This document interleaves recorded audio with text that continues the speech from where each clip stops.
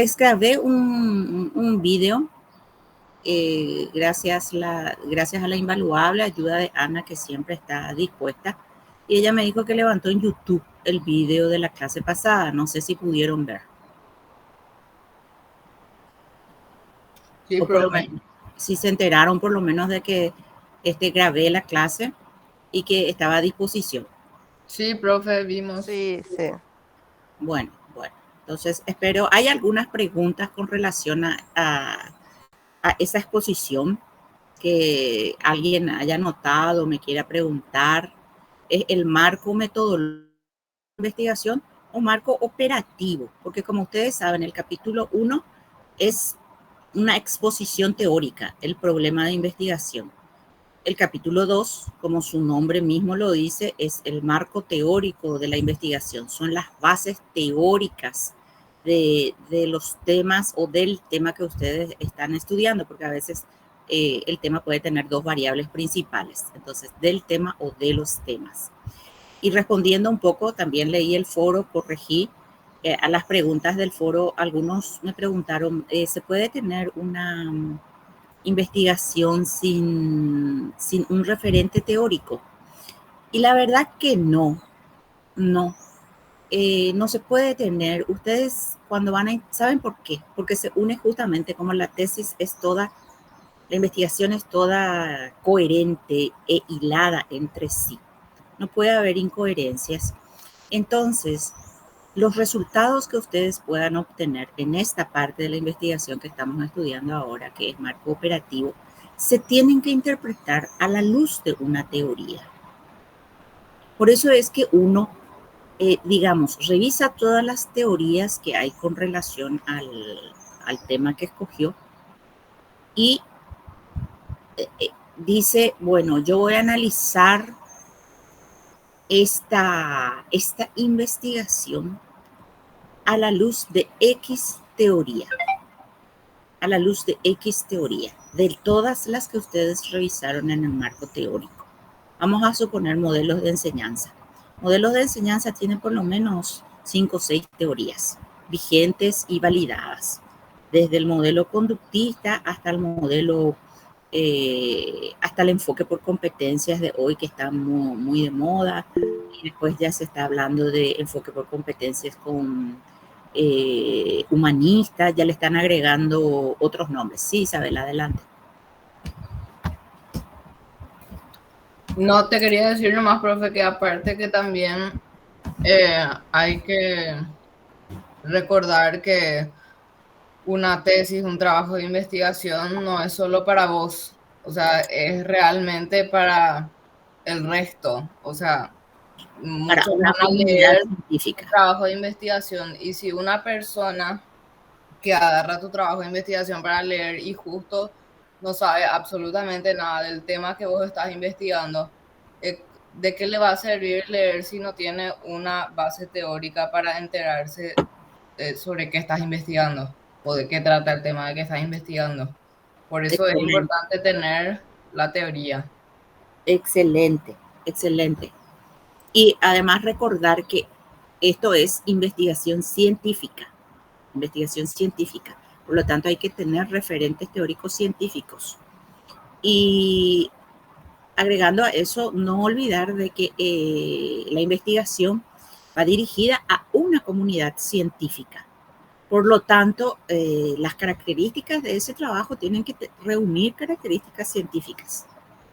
Esto que están viendo ustedes, que están estudiando, que es metodología de la investigación, y que hay muchísimos libros sobre esto. En cuanto ustedes tengan dudas, nada más que consultan. Bueno, entonces respondiendo a esa pregunta del foro, ¿es necesario tener? Y sí, es necesario tener, optar por un enfoque. Le estaba diciendo, modelos de enseñanza, por ejemplo, que hay como 6, 7 enfoques validados, modelos teóricos. Uno repasa en su marco teórico y dice, bueno, estos son los modelos existentes, desde el modelo tecnológico hasta el enfoque por competencias humanistas hoy día, y cada día se va a ir agregando un poquito más, ¿verdad? Y después ustedes dicen, bueno, en esta investigación nos centraremos en el modelo por competencias, por llamarle así una cosa, y empiezan a desarrollar con más profundidad ese modelo por competencias, ¿verdad? Ya sea porque el ministerio está usando, porque la facultad pidió, porque, qué sé yo, la UNESCO dice, o porque es de interés personal. Bueno, entonces ustedes desarrollan un poco más en su teoría ese modelo y a la luz de ese modelo ustedes después van definiendo sus variables, sus indicadores, todo lo que sigue, todo lo operativo, todo lo que ya es de su propia creación. Entonces, a la luz de ese modelo, porque no es que las variables, la definición conceptual o la definición operacional o los instrumentos o el contenido de los instrumentos salgan nomás de la cabeza de uno, aunque uno pueda tener suficiente cabeza para eso. No, tiene que salir de la teoría, tiene que estar sustentado. Y vuelvo a repetir, no me voy a cansar de decir porque esto es investigación científica. No es una investigación de opiniones, es científico. Entonces, todo lo que ustedes después hagan de su creación, dimensiones, variables, indicadores, preguntas de cuestionario, hasta lo mínimo, tiene que tener un fundamento. Tiene que tener un fundamento. Y el mejor fundamento que ustedes pueden encontrar son las teorías desarrolladas sobre antecesores. A mí me gusta mucho el eslogan de Google académico que dice sobre hombros de gigantes. Sobre hombros de gigantes. Entonces, todo lo que ustedes coloquen a partir de este campo operativo tiene que estar sustentado en lo que los gigantes que les precedieron en el estudio de ese tema ya descubrieron, ya organizaron, la comunidad científica ya validó. Entonces, ustedes van sobre pasos seguros. Para eso sirve la teoría, para que ustedes hagan una mejor investigación, más fundamentada, más sostenida, más argumentada. Para eso sirve la teoría. Esa era una pregunta que me llamó la atención. Y después otras bueno, que contestaron los compañeros y muy bien, pero esa me pareció la fundamental dentro del FOB. Bueno, eso para retomar un poco. Y ya en el capítulo que estamos ya en el campo metodológico, que la vez pasada vimos alcance y enfoque, ¿verdad? Alcance exploratorio, descriptivo, correlacional, explicativo, y después enfoques cualitativo, cuantitativo y mixto. Hoy vamos a ver otros elementos. Pero antes de irnos al otro elemento, hoy es 28 de octubre, ¿verdad? Sí, profe. Es nuestra clase 6. Sí. Supuestamente nosotros estamos terminando nuestra clase el próximo sábado, ¿verdad? Así mismo, profe. Así mismo es. Bueno, ¿cómo ustedes suelen hacer? Ustedes ese día, supuestamente dice, tiene que tomar una evaluación final también, ¿verdad? O una evaluación. En este caso yo hago la sumatoria de todos los trabajos, ¿verdad? Constituyen ya parte de la evaluación, más un trabajo final. Ustedes ese día suelen tener clases, rinden a la tarde, ¿cómo suelen hacer? Cuéntenme un poco la dinámica. Y, profe, la verdad que depende de cada docente, pero normalmente es así como vos estás diciendo. Generalmente no solemos tener clases, ya rendimos ese día. Ya rinden ese día. Bueno, vamos a ver cómo nos va hoy entonces. Entonces, si logramos desarrollar... O entregamos, profe, o entregamos algo ese día también. Vamos a entregar algo ese día. Bueno, Sí. Gracias, Lilia. Bueno, entonces vamos a ver cómo nos va hoy con el desarrollo de la clase y después vemos si es que tenemos clase o no ese día, porque ya vamos a ver cómo avanzamos. Miren, el trabajo el trabajo evaluativo final es un trabajo sencillísimo, no tiene ninguna complicación. Es justamente, inclusive puedo mostrarles ya porque no es ningún secreto de Estado. A ver, que tengo que mostrar muy bien. Un ratito es justamente dos pequeños ejercicios sobre esta parte de la investigación, sobre el campo operativo de la investigación. Entonces, dos pequeños ejercicios que no son la gran cosa. Es un ejercicio más, como dice de hecho la teoría que tiene que ser, ¿verdad?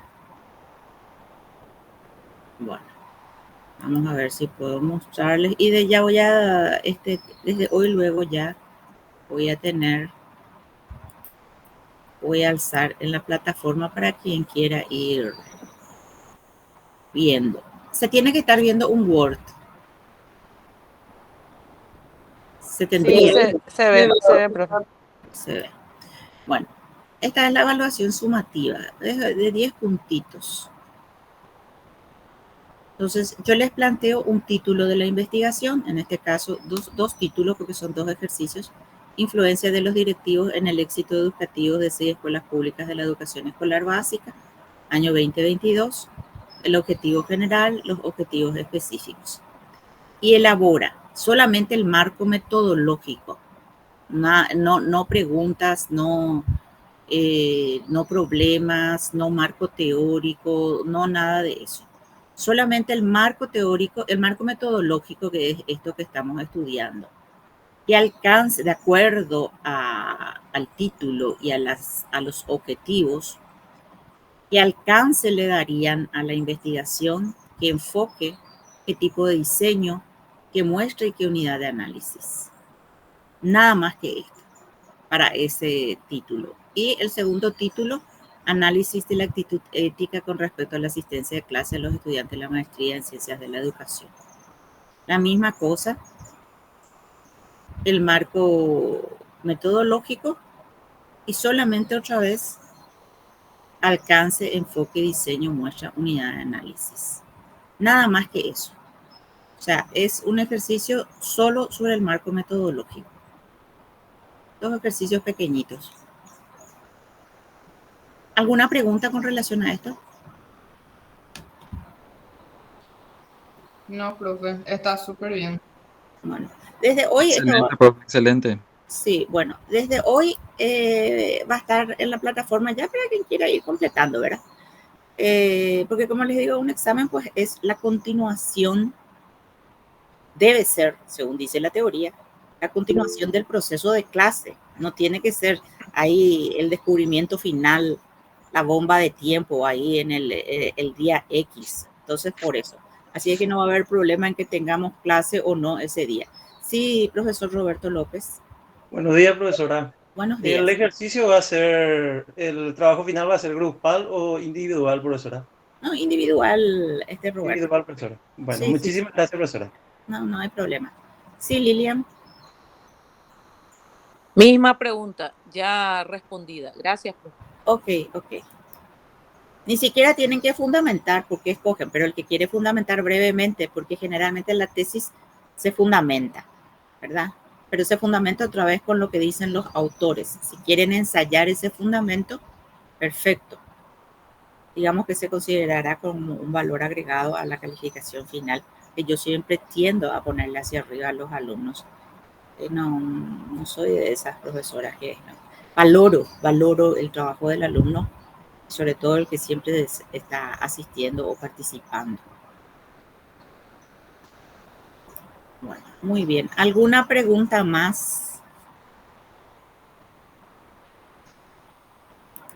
Mientras que busco ya el tema de hoy, si es que tienen algo que quieran aclarar o saber.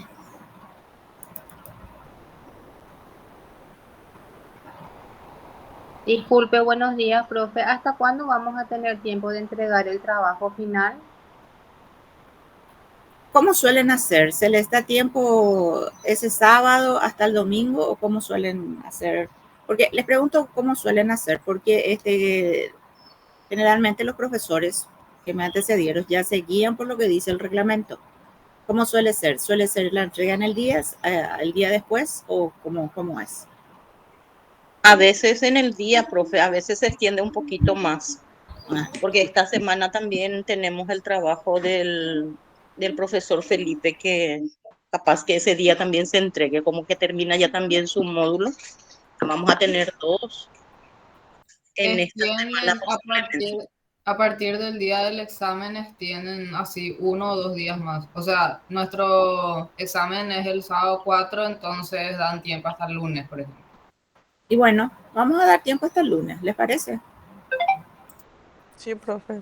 Cualquier consulta que tengan, algo que pase, por favor, le dicen nomás a la delegada y ella me pasa. Porque no les quiero encimar con el de Felipe. Seguro que Felipe les da un trabajo bastante denso. Y hoy vamos a saber. Hoy dijo que hoy y mañana nos iba. Vamos Él a se enterarnos. esmera en dar, a Felipe yo le tengo en muy alta estima, en muy alto concepto, muy buen profesor, se prepara, le pone empeño, dedicación, cuidado a sus clases, mucha Sí, se seriedad, emociona. mucha seriedad. Estoy segura que se va a empeñar en darles un buen trabajo de examen. Lo digo sinceramente porque bien desafiante. Yo bajo la vara, lo mío es más sencillo, más relax. Él levanta la vara, me parece bien, porque tiene que haber un equilibrio en esto. El objetivo es que ustedes aprendan. Así que creo que él les va a dar un trabajo bien picantito. Y lo felicito. Y a ustedes también, porque van a tener la oportunidad de tener ese aprendizaje. Así mismo es, profe. Se emociona él. Se emociona. Es una persona que quiere mucho la profesión. Siempre fue así. Fue mi alumno y siempre fue así. Ama la profesión. De hecho, su primer título es maestro. Él es maestro, no sé, del ICE, se recibió como maestro, no me acuerdo si de escolar básica o qué sé yo era, pero es un joven que ama la profesión. Yo lo admiro mucho a él. Bueno, entonces quedamos para el lunes y cualquier cosa, ustedes, por favor, siempre Ana es la que se está comunicando conmigo y no hay ningún drama. Yo lo que les pido es que aquellas personas que no entregaron sus trabajos anteriores, pónganse al día. Creo que yo habilité las fechas, una cosa así como para que todos puedan entregar su tarea y no les falte después puntos. ¿Estamos? Dale, profe. Bueno, manos a la Dale, obra. profe, dale. Ok. Justo veo un mucuré en mi jardín. De villano a héroe. A esta hora. Ahí está. Sí, el nuevo héroe nacional, profe. De villano a héroe. Es tan feo el pobre.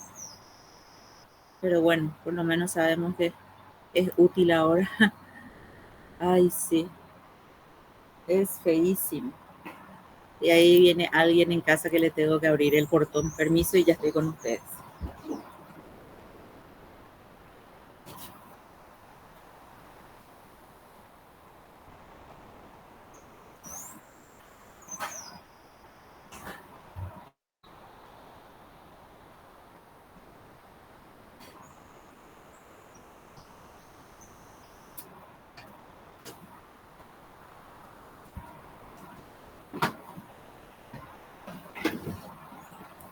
Bueno, tendrían que estar viendo un PowerPoint que dice elementos del marco metodológico.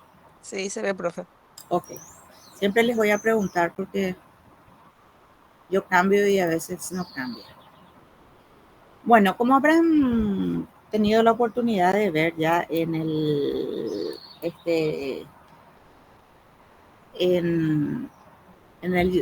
video, tenemos elementos del marco metodológico o del marco operativo de la investigación en el que ustedes tienen que definir, según los capítulos precedentes, que son el problema y el marco teórico, el alcance de la investigación, la naturaleza o enfoque de la investigación, el diseño de la investigación, la unidad de análisis o unidad de muestreo, la población o universo, la muestra, si va a haber muestra, no siempre hay muestra porque la población es muy pequeña. El instrumento o los instrumentos de recolección de datos, el método de recolección de datos y la sistematización y análisis de datos. Muy bien, con estos 9 elementos en su marco operativo, en el marco metodológico, ustedes tienen bien definida la forma en que van a abordar el trabajo estando ya en el campo, en el trabajo de campo. Porque ustedes tienen todo lindo, tienen todo en papeles, en teoría, tienen todo lo que tienen que saber ya sobre el tema, leyeron mucho, estudiaron mucho, consultaron mucho, todo lo que tiene que ver con sus temas. Ahora lo que ustedes tienen que hacer es, bueno, ahora ya estoy lista, me voy a ir a recoger los datos. ¿Cómo tengo que organizarme para recoger esos datos? Para recoger esos datos, tengo que tener bien definidos estos elementos primeramente. No es irme nomás al campo y empezar ahí a lo loco y a lo tonto a tratar de recolectar los datos y después puede ser que recolecte los datos sin ningún problema, pero después no sé ni cómo los voy a analizar, no sé ni cómo los voy a organizar, no sé ni de qué me van a servir. Entonces, todo eso se hace previamente en el gabinete. ¿Alguna pregunta que les suscite esta conformación de 9 y en algunos libros tal vez encontrarán 10 elementos del marco metodológico?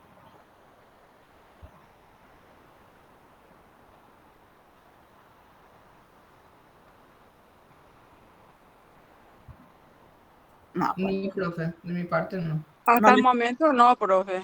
Bueno, entonces ya saben, necesitan ustedes definir estos 9 elementos o 10 según el libro que tomen para poder ir a hacer un buen trabajo de campo. Es lo mismo que preparar una clase, acá todos enseñan. Entonces, al enseñar uno dice antes ya, por supuesto, ¿verdad? A mí, por ejemplo, me gusta preparar mis clases, no es luego un día antes. A mí me gusta preparar mis clases, no sé, un mes antes. Y lo que hago un día antes o durante la semana es enriquecer eso, ver si hay algo nuevo, qué más puedo hacer, lo que sea. Eso es lo que suelo hacer, ¿verdad? Entonces, el día de la clase no es que me presento ante ustedes y les digo, ay, no sé qué les voy a enseñar hoy, sino que ya con precisión puede ser que con todo eso me equivoque o no llene las expectativas, pero de ahí a presentarme improvisadamente, eso es lo que no puede pasar. Lo mismo a ustedes cuando se van a tomar ya los datos, de ahí a presentarse en el campo de trabajo improvisadamente, sin tener bien planificado qué es lo que van a hacer en ese campo de trabajo, bueno, es una pérdida total de tiempo, de espacio, de oportunidad, por sobre todo, porque recuerden lo que les digo.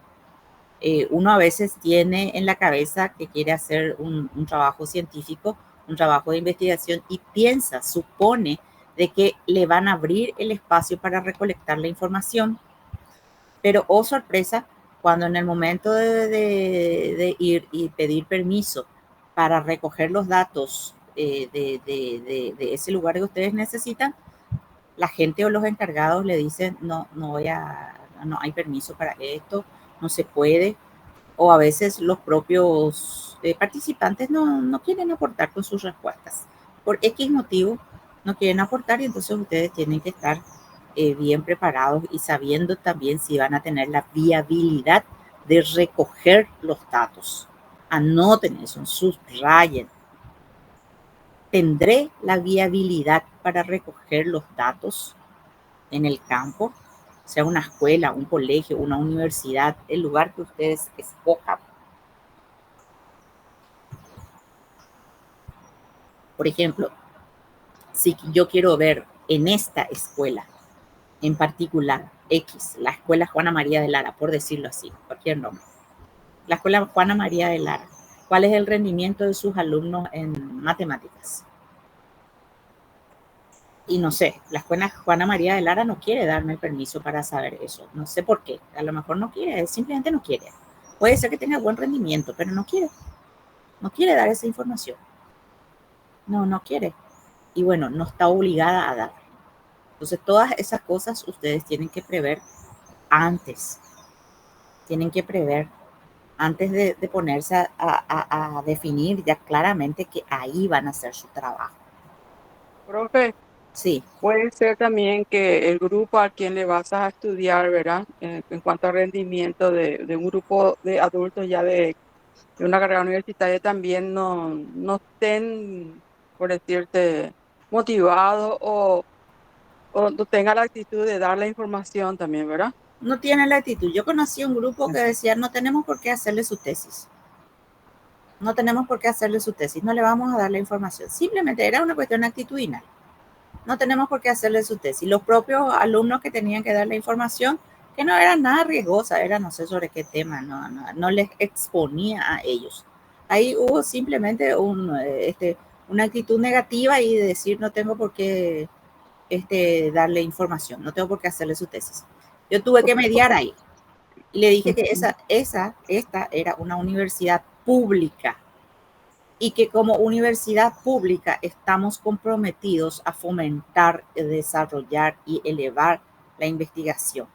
Más todavía en el Paraguay, que nosotros estamos entre los últimos niveles en investigación. Y que no es solamente que los profesores o los directores o los directivos o los investigadores son los que están obligados, sino que también los alumnos tienen esa carga pública de colaborar con la investigación. Entonces, que den los datos. Pero claro, yo eso desde mi posición de profesora, usé un poco ahí mi poder, les voy a decir. Justamente ese es mi temor, profe, porque yo tengo a mi grupo de alumnos que están cursando este semestre conmigo, ¿verdad? Que es el último semestre que les voy a tener conmigo, es el que yo les voy a investigar, ¿verdad? Su bajo rendimiento, ¿verdad? Sí, sí. Como justamente son alumnos conmigo, ¿verdad? De repente se revelan porque me ponen una nota baja y todo, ¿verdad? Entonces, es mi gran temor, ¿verdad? Con el trabajo que voy a hacer, ¿verdad? Pero también quiero saber por qué este año tienen tan bajo rendimiento este grupo, ¿verdad? Bueno, en este caso, por ejemplo, ellos puede ser que estén realmente inhibidos porque les afecta a ellos realmente, ¿verdad? Pueden tomar como que, bueno, yo soy un mal alumno y se me va a preguntar por qué soy un mal alumno, ¿verdad? Ahí la investigación es sobre ellos mismos. Ahí vos tenés que hacer un trabajo de sensibilización antes de que ellos te den la información. Bueno, nosotros estamos terminando el semestre ahora, ¿verdad? En estas 2 semanas a más tardar, ¿verdad? Sí, Eh, y bueno, el trabajo de investigación tendré que hacer realmente el semestre que viene, ¿verdad? El año que viene, porque y ya no sí, les voy a tener. ya no les vas a tener y un trabajo, Solamente vienen para rendir nomás ya. bueno, y un trabajo de sensibilización diciéndole que su aporte y todo esa sensibilización para que ellos tengan la actitud de poder colaborar contigo. Porque en este caso la investigación se trata sobre ellos mismos.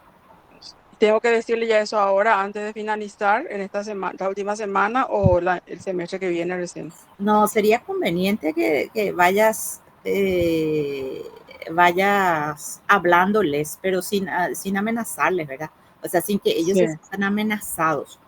Es lo mismo que querer hacer una entrevista, vamos a poner con mujeres golpeadas. Ujú. Eh, Muchas tienen vergüenza, no quieren contar, etcétera, etcétera, ¿verdad? Muchas cosas pasan, Sí. ¿verdad? Y entonces, para que esas mujeres golpeadas te puedan dar ¿cómo que se llama? Su información, ¿verdad? Eh, el investigador tiene que tener un trabajo de empatía con ellas para que ellas se puedan abrir. Casi un trabajo psicológico para que ellas se puedan abrir y te aporten la información que necesitas, ¿verdad? Y bueno, y la misma cosa con tus alumnos.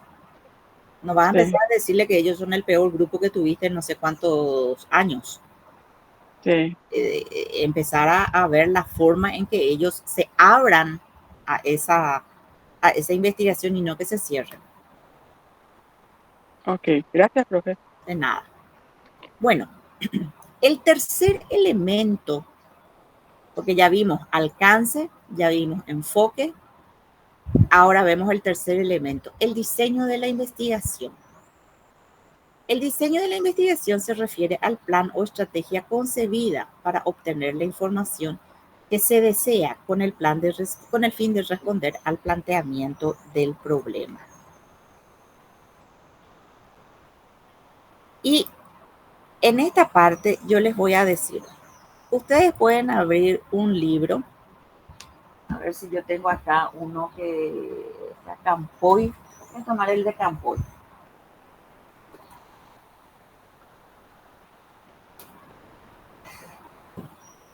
Permiso, disculpen la espalda.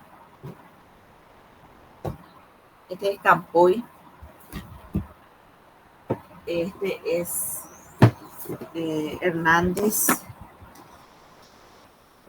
Fernández y de Barro Camargo, que es metodología de la investigación científica para la educación superior. Bueno, ustedes le toman a este libro, por ejemplo, y van a encontrar en diseño de la investigación. Miren, tipos de diseño le pone acá en el capítulo 5.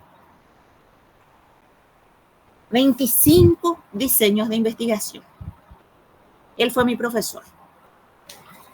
25 diseños de investigación.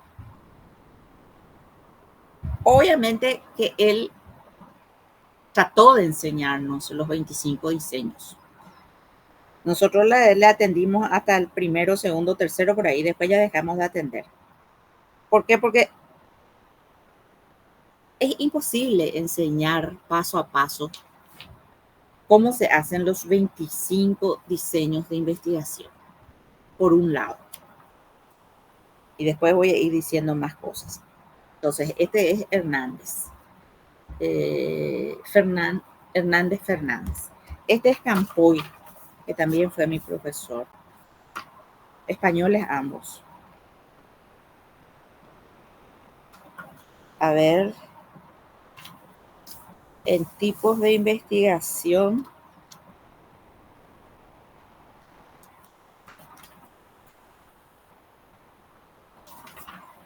Y él se basa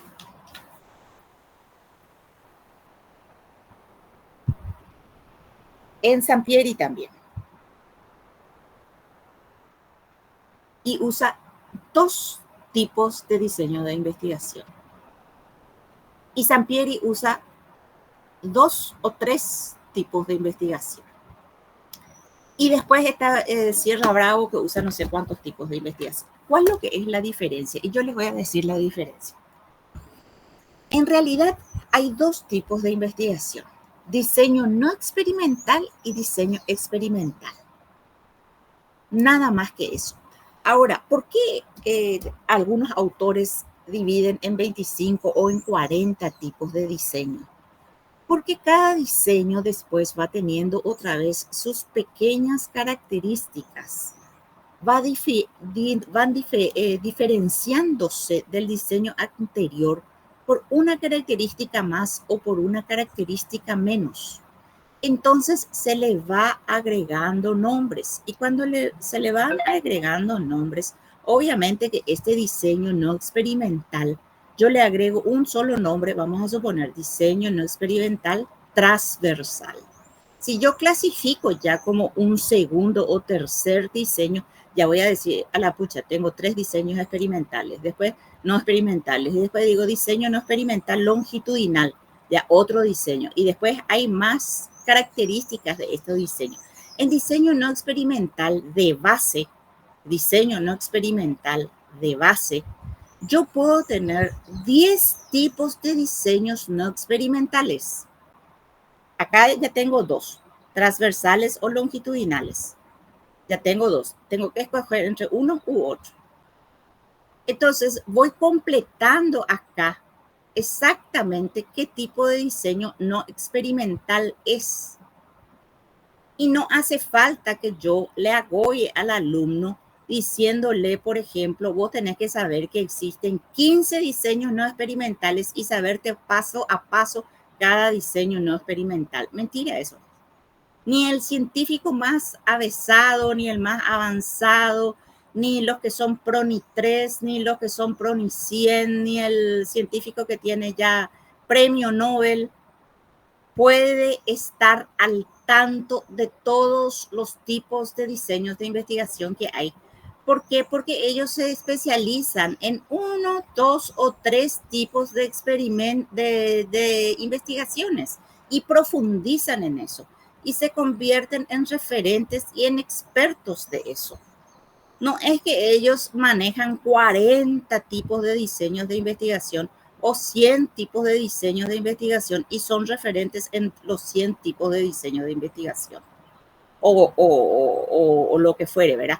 Se especializan en 1, 2 o 3 aspectos y sobre eso manejan, dominan y se convierten en los expertos en el tema.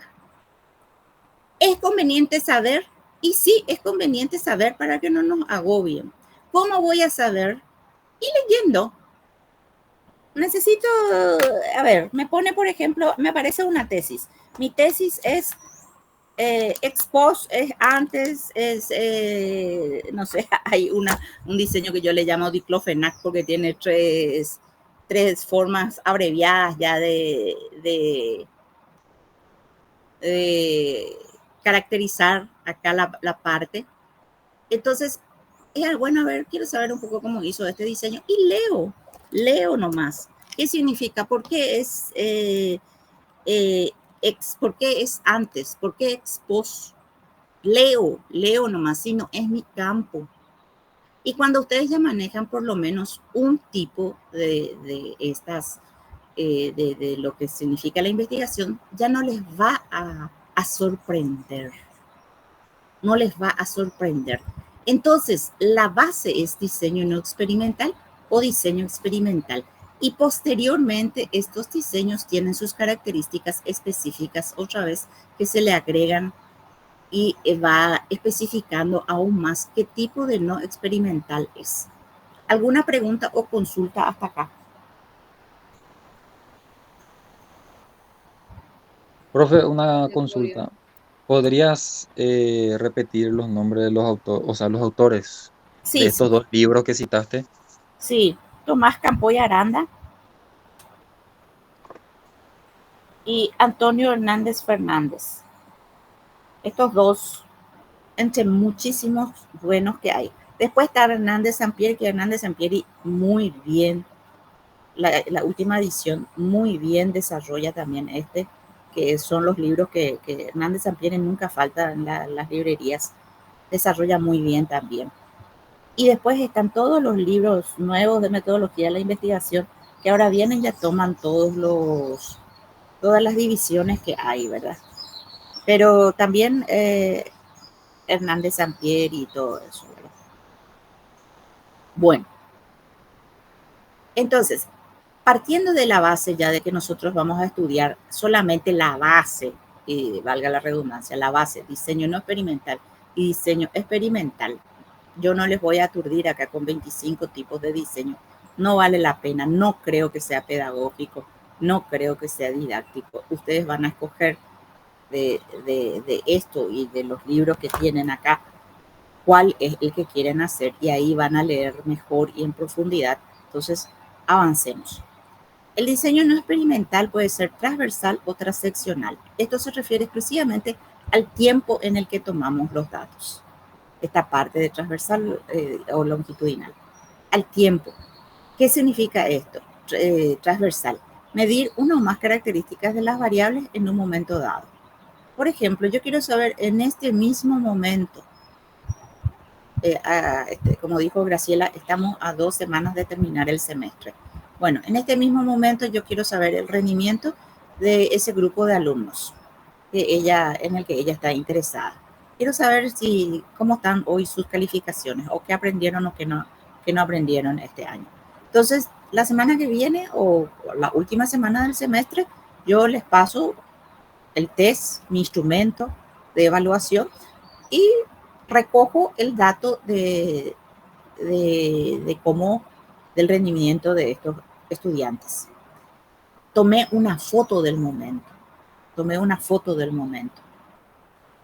Entonces, a la última semana del semestre que es en el que se tienen clases en el año 2023, este es el rendimiento, la última semana. Entonces, eso se llama hago un corte en el tiempo. ¿Por qué? Porque estos alumnos no estuvieron solamente esa última semana presentes, ni solamente esa última semana dieron clase. No, ellos dieron clase todo el semestre que duró 6 meses. 6 meses, por decirlo así, ¿verdad? Y entonces pude haber tenido todos los días o ver una forma en que yo les voy analizando durante todo el semestre, en lo cual ahí yo les llamaría, por ejemplo, diseño no experimental longitudinal o evolutivo, analizar los cambios o la evolución de las variables a través del tiempo. Pero esto se usa para estudios más largos que 6 meses. Generalmente son estudios de 5 años, 6 años, 7 años o toda una cohorte. El Ministerio de Educación y también las universidades y la Universidad Nacional tienen sus departamentos que se encargan de estudiar las cohortes. ¿Qué significan las cohortes? Bueno, hoy está ya en este tiempo, en el 2023, están los alumnos del preescolar, los alumnos que están en el preescolar, van a hacer la promoción 2050 de las universidades. Por lo tanto, el Ministerio de Educación, estoy segura, no trabajo en el ministerio, pero estoy segura, ya empezó a hacerle un estudio a este grupo del preescolar y a ver cómo llegan al 2050, que sería un estudiante de medicina, por ejemplo, que va a terminar su carrera en el 2050. Empezó a estudiar, empezó su vida académica en el 2023 y la va a concluir en el 2050. Entonces se hace ese estudio longitudinal, no se experimenta con ellos, no se manipula ninguna variable, simplemente están, la única condición que tienen es que estén dentro del sistema educativo, que sigan estando dentro del sistema educativo, para que dentro del sistema educativo, desde el preescolar hasta la universidad, se les pueda hacer un estudio. ¿Se entiende entonces lo que significa diseño no experimental? Sí, profe. Sí. No se toca el grupo, no se manipula nada. Yo soy un observador, nada más. Sí. Bueno, puede ser transversal, longitudinal, y después ustedes, no sé si acá yo tengo, pero acá ya me sale. Bueno, acá están los otros tipos en que ustedes ya se pueden encargar otra vez de leer, y acá están, por ejemplo, ya los nombres que se le van agregando. El transversal o transeccional puede ser exploratorio, descriptivo, correlacional, y el longitudinal puede ser de tendencia, análisis evolutivos de grupos de cohorte, diseños de panel, ¿verdad? Entonces, acá si yo voy a ver los nombres de este diseño de base no experimental, entonces yo puedo decir, bueno, este es el primer nombre, segundo nombre, tercer nombre ya. Entonces yo tendría ya un diseño no experimental transversal exploratorio, por decirlo así. O tendría ya diseño no experimental longitudinal de tendencia, un tercer nombre ya. Y a veces tiene una característica más, entonces se le agrega como un diseño no experimental longitudinal de tendencia cualitativa, por decirlo así. Y ya mi diseño experimental quedó en 4 nombres. Entonces, acá lo importante es saber que la base es no experimental, que significa no hay manipulación de variables, y después están las características específicas que tiene ese diseño. ¿Y cómo vamos a hacer para saber todo? Leyendo. No hay caso.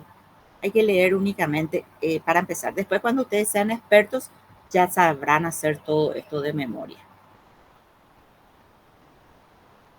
Profe, una consulta. Como Sí, nosotros estamos en humanidades, sí. la tendencia siempre es no experimental, cualitativa y transversal, ¿verdad?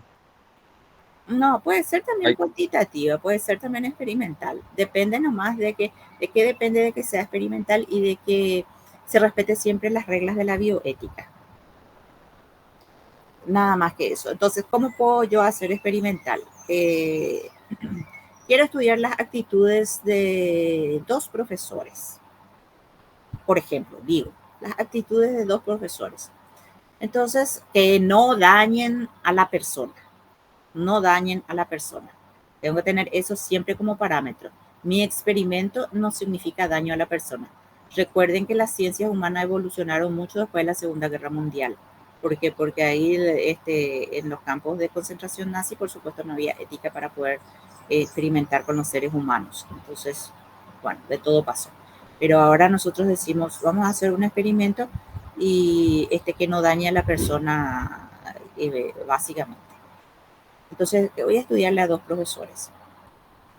El primer profesor que entra, vamos a estar toditos callados. Cuando él pregunta, ¿se entendió? Así como yo cuando pregunto, ¿hay alguna pregunta? Y nadie me dice nada, se calla. Esa es la variable que ustedes pueden poner. Se pusieron toditos de acuerdo en que nadie me va a dar un retorno. Bueno, muy bien.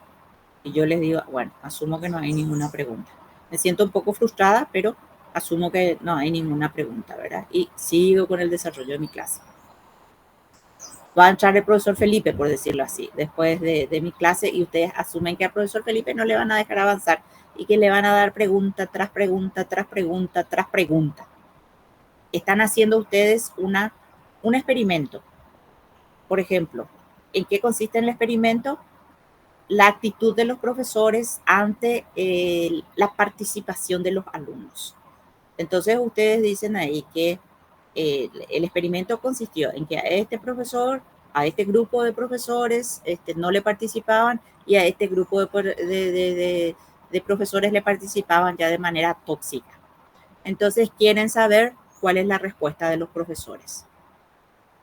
Ahí ustedes lo que tienen que verificar, se puede hacer esa investigación, digamos, no experimental, en este caso sería semi-experimental o cuasi experimental, que también está dentro de esta clasificación. Y entonces ahí ustedes lo que tienen que analizar muy bien es, ¿dañamos o no la psiquis de la persona? ¿O le dañamos a la persona de alguna manera? ¿Puede haber daño irreversible en la persona?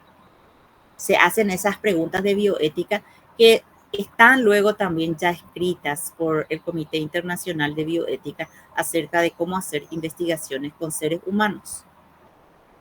Entonces, ustedes se pasan a sí mismos ese cuestionario y ven si no están violando ninguna norma. Porque lo que no es correcto es dañarle a la persona en ningún sentido. Pero se puede hacer la experimental también, o la semi-experimental también, con grupos humanos. O para no usar la psiquis de la persona, vamos a suponer, yo quiero hacer también un experimento con los alumnos y digo, bueno, yo no le voy a mostrar ningún PowerPoint, ningún diseño, nada. En este módulo ellos van a tener que enfocarse en mi rostro. No hay acá gráficos, no hay nada, no hay uso de tecnología, nada. Se enfocan en mi rostro y en mi voz. Yo soy el paisaje, yo soy todo el recurso didáctico. Entonces, vamos a ver cómo los alumnos me responden sin el uso de esos recursos gráficos o tecnológicos.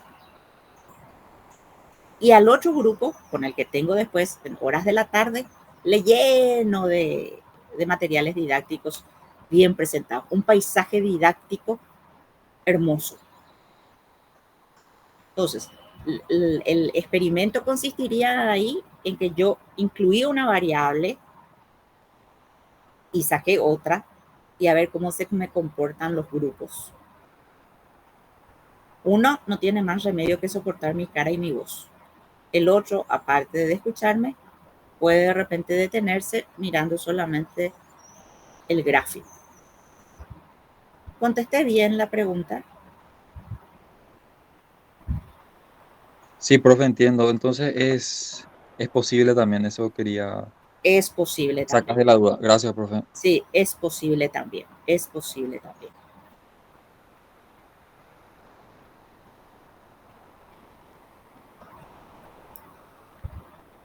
Ya. El no experimental y después el experimental. Acá no figura el experimental. Bueno, El experimental justamente es el que manipula variables. Y ya les expliqué con el único recurso de mi cara y mi voz que tuvieron como recurso didáctico. Hay alguna manipulación de variables que en este caso consiste, por ejemplo, en impactar en la presencia o ausencia de algún elemento dentro del grupo humano. Y cuando es de laboratorio, digamos que también hay que cumplir unas reglas de bioética, porque no se puede en un laboratorio crear, eso es lo que dice la bioética, no sabemos qué pasa en la realidad y en esos laboratorios ultra secretos que existen en el mundo, no sabemos qué es lo que pasa, ¿verdad? No se puede crear algo que atente contra la humanidad. Eso es lo que dice la bioética, ¿verdad? No se puede crear ni dar desarrollo a algo que atente contra la humanidad. Entonces, en eso consiste, ¿verdad? En los grupos humanos, como ya contesté, sí se pueden hacer también diseños experimentales con estas condiciones. Y de hecho, en educación existe mucho, pero se juega más con la parte de materiales didácticos o recursos informáticos. Materiales didácticos más que nada, ¿verdad? O métodos de enseñanza o refuerzos. Por ejemplo, esas escuelas que reciben refuerzos y los investigadores de hecho estudian las escuelas que reciben almuerzo, merienda, mochila y muchas otras cosas más. A diferencia de las escuelas que no reciben esos reforzadores. Muchos investigadores estudian cuál es no solamente el rendimiento, cuál es la actitud, cuál es el desempeño, cómo encuentran los profesores a sus alumnos, cómo se sienten los directores, un montón de cosas. Los directores son los que se sienten más afectados cuando, y seguro que los alumnos también, cuando no hay almuerzo o no hay merienda escolar. Y los padres de familia se sienten también mucho más decepcionados también cuando no hay mochila, ¿verdad? Entonces, en nuestras escuelas existe eso. Esa, por ejemplo, es una variable que el investigador no puso, no determinó, pero que ya en su ambiente natural existe. Existe en su ambiente natural, en el ambiente natural que ustedes van a estudiar, la ausencia o presencia de esas variables.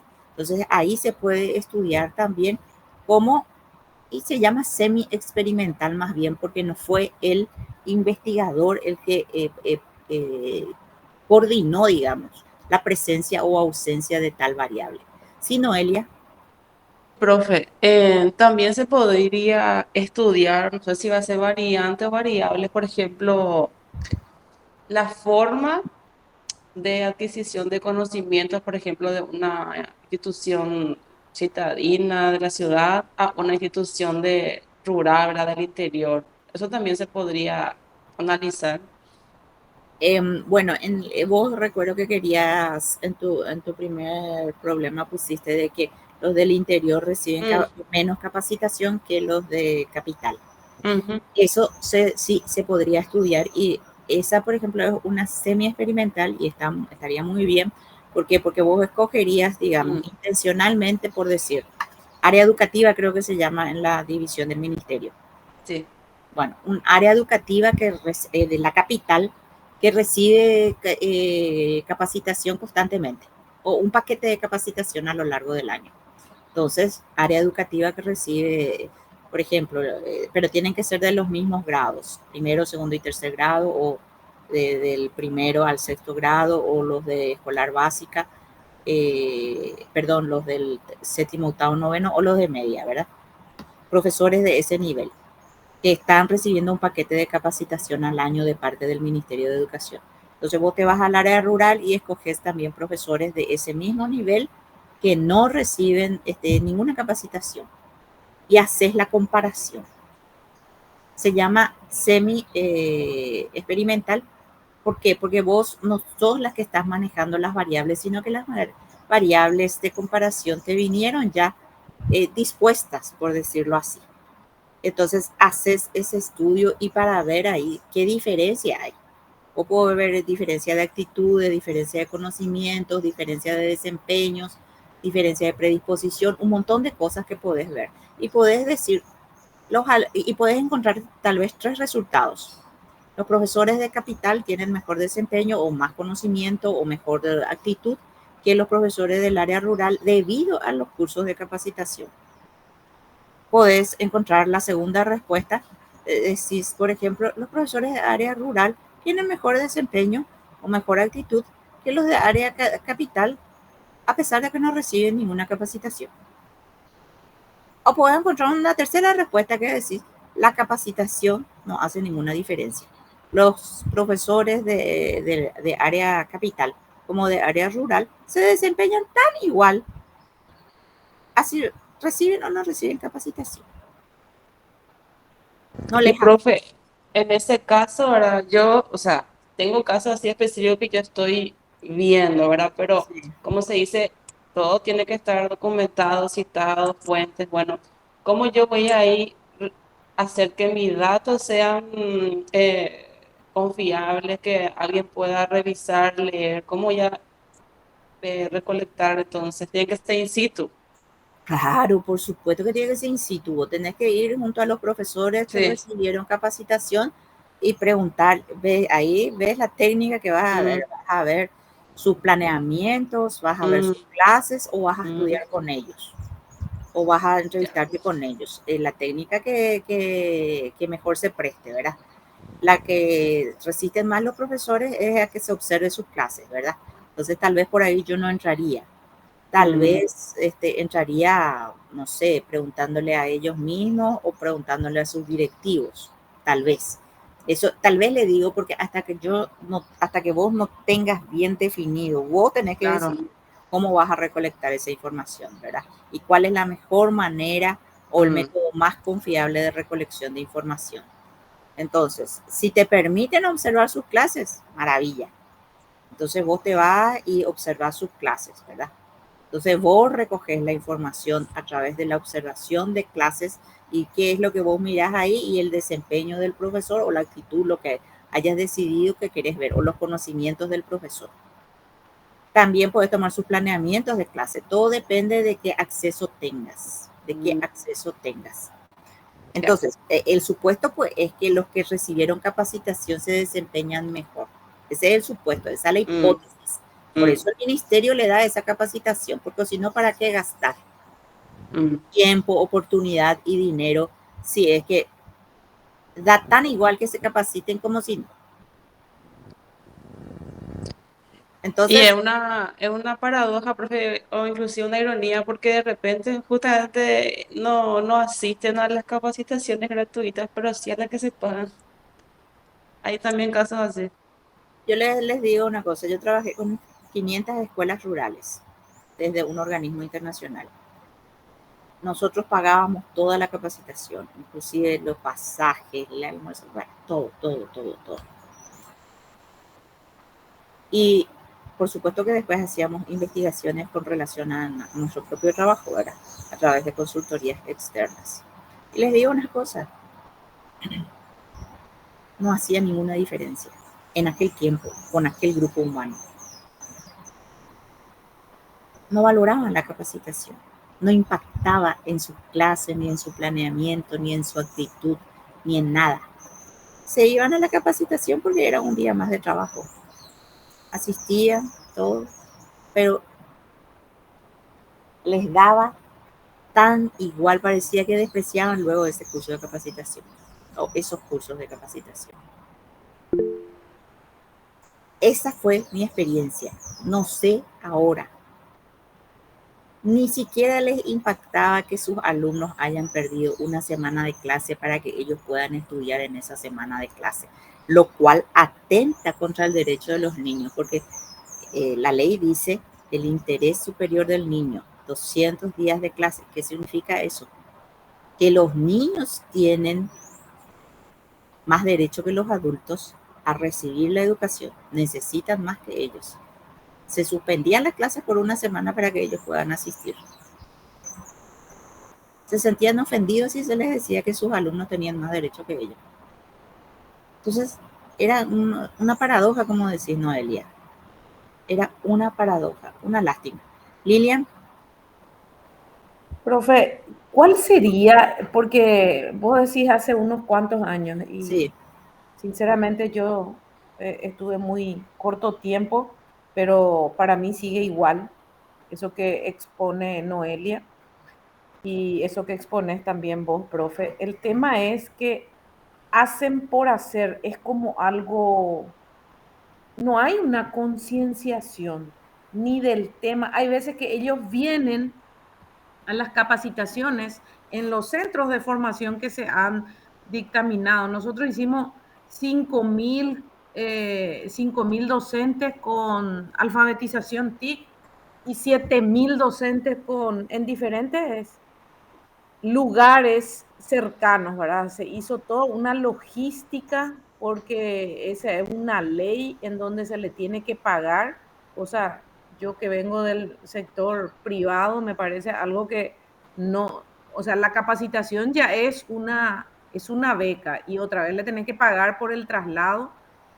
Entonces, todo eso, esa logística, le resta contenido en cuanto a costo también, ¿verdad? De una implementación de capacitación. Te dicen, los docentes no son capacitados, pero en todos los proyectos existen capacitación, pero es usando esa metodología que para mí me parece tan poco efectiva.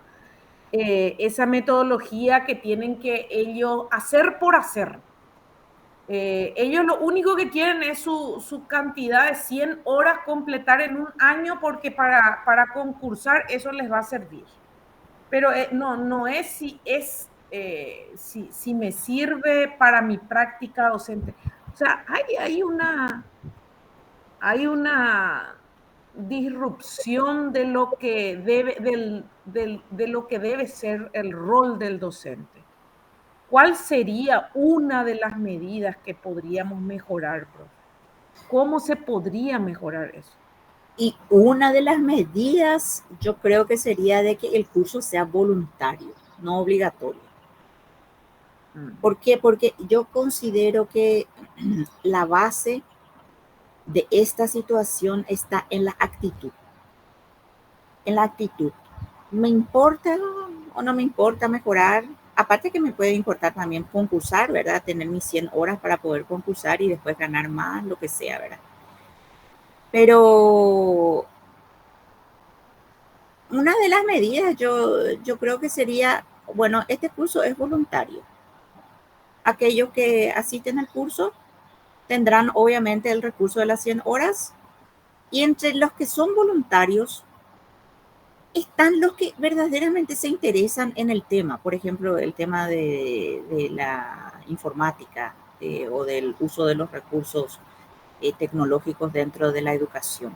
Están los que les gusta luego, tienen ese jeito de que les gusta luego el tema de la tecnología y jugar. Nosotros tenemos en nuestra facultad, en nuestra carrera, una profesora que le encanta ese tema. Puesto que ella no es del área, pero autodidacta en eso y ella está ahí siempre tomando la delantera con eso, ¿verdad? Y siempre capacitándose, pero ya es de personal, ¿verdad? Personal. Y obvio, al estar en un tema tan necesitario, tan necesitado como el tema de las informáticas, ella siempre está en la delantera, pero no es que ella por estar en la delantera estudia eso, sino porque le gusta luego. Entonces, después ella generosamente nos da otra vez sus conocimientos a aquellos que queremos participar, o a los que quieren participar. Bueno, pero cuando haces obligatorio, entonces ahí la masa está y vos no podés distinguir ni entre quienes tienen esa voluntad de las 100 horas o quienes están porque realmente les interese progresar. Una de las medidas que a mí se me ocurre, así sin pensar mucho, es el tema de hacerlo voluntario. Y después están ya las otras medidas que el ministerio puede manejar mucho mejor porque conoce mucho más el tema, ¿verdad? Pero yo entiendo la política del ministerio. La política del ministerio es, bueno, el ministerio como órgano rector de la educación en el país tiene la obligación de capacitar a todos sus docentes y da esta oportunidad y este espacio sin discriminación, y lo hace. El ministerio actúa también bien.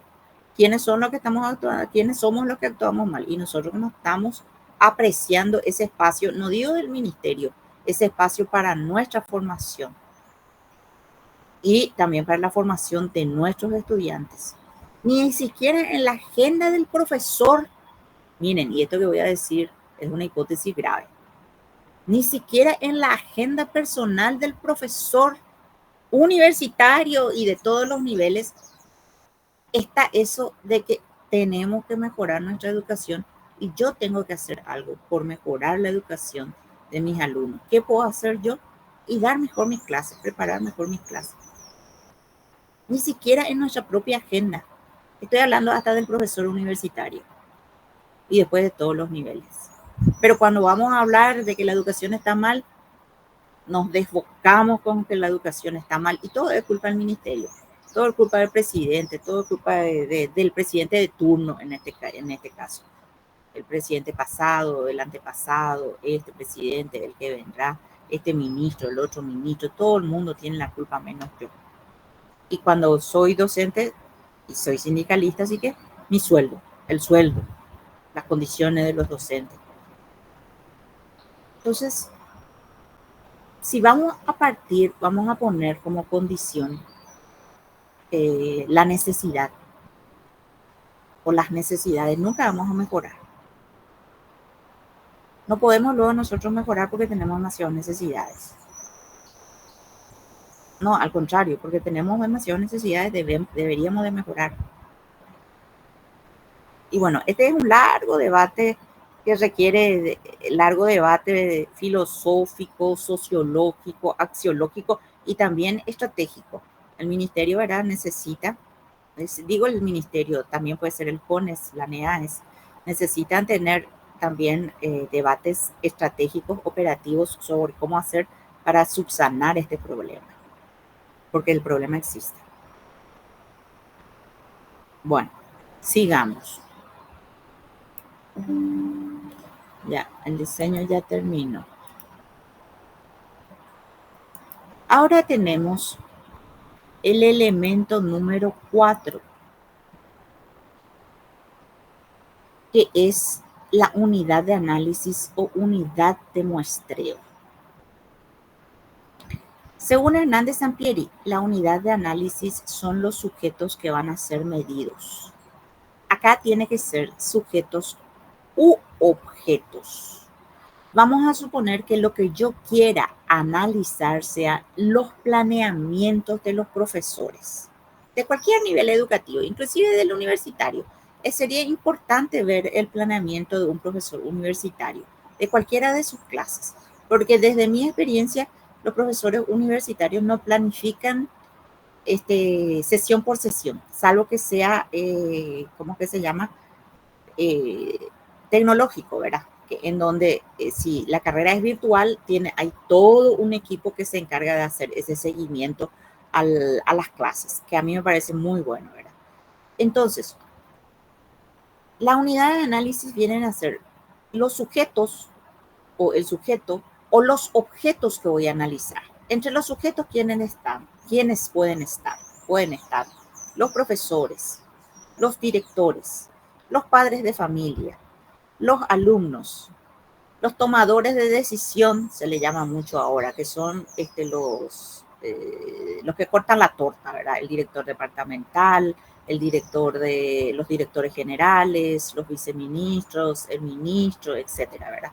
Los tomadores de decisión, los parlamentarios, el presidente de la República, tomadores de decisión, los sujetos, ya dije los alumnos.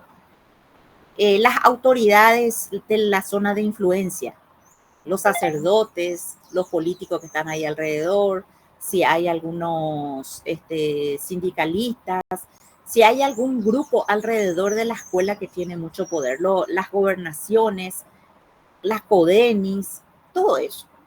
Eso constituyen sujetos, las personas que van a formar parte. En una investigación puede ser que yo tenga dos unidades de análisis.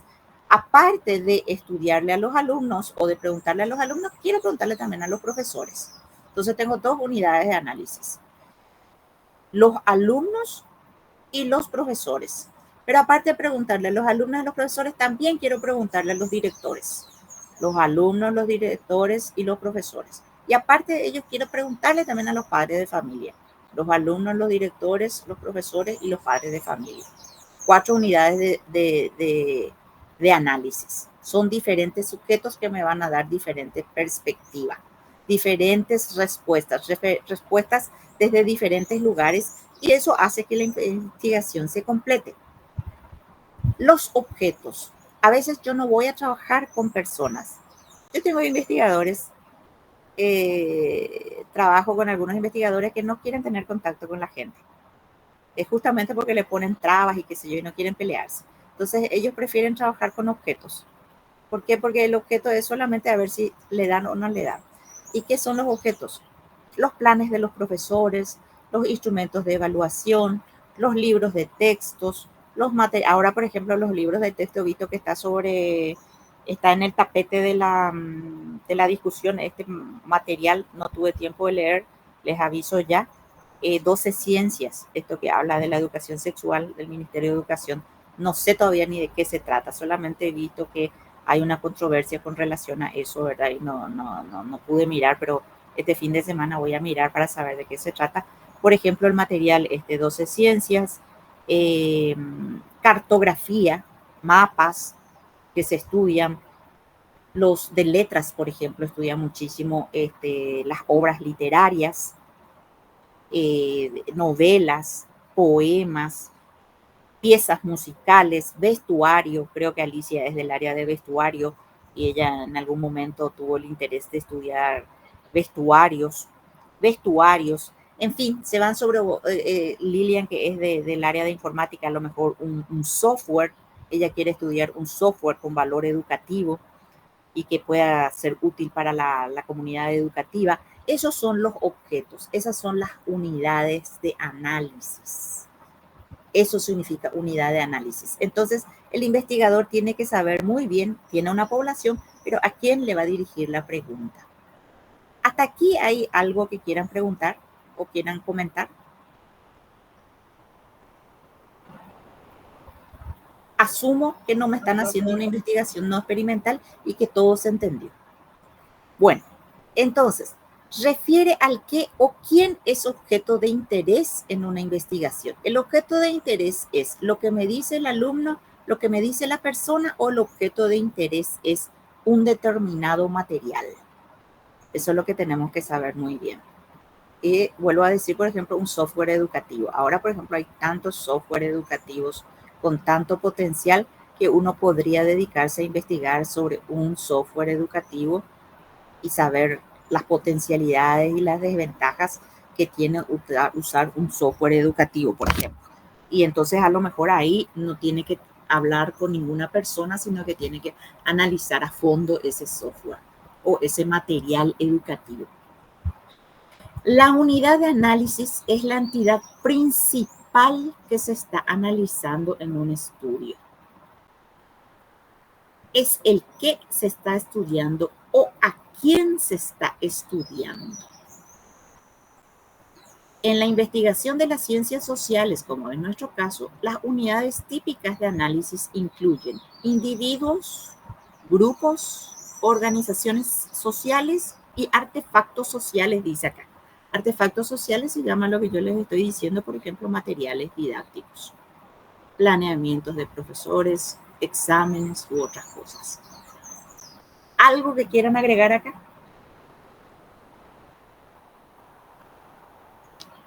Consulta, profe. Este material no está en la plataforma.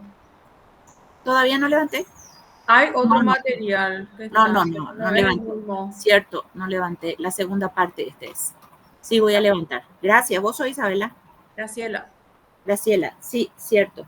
Tenés razón. No levanté todavía. Comparé con el otro que está ya hace más de una semana. Sí, que es el que usamos en el video. No, es igual. No, esta es alguna cosa que vos estás tocando acá está también en ese material, pero no es igual. No. Este es el de la segunda parte. Tenés razón, Graciela. Gracias, profe.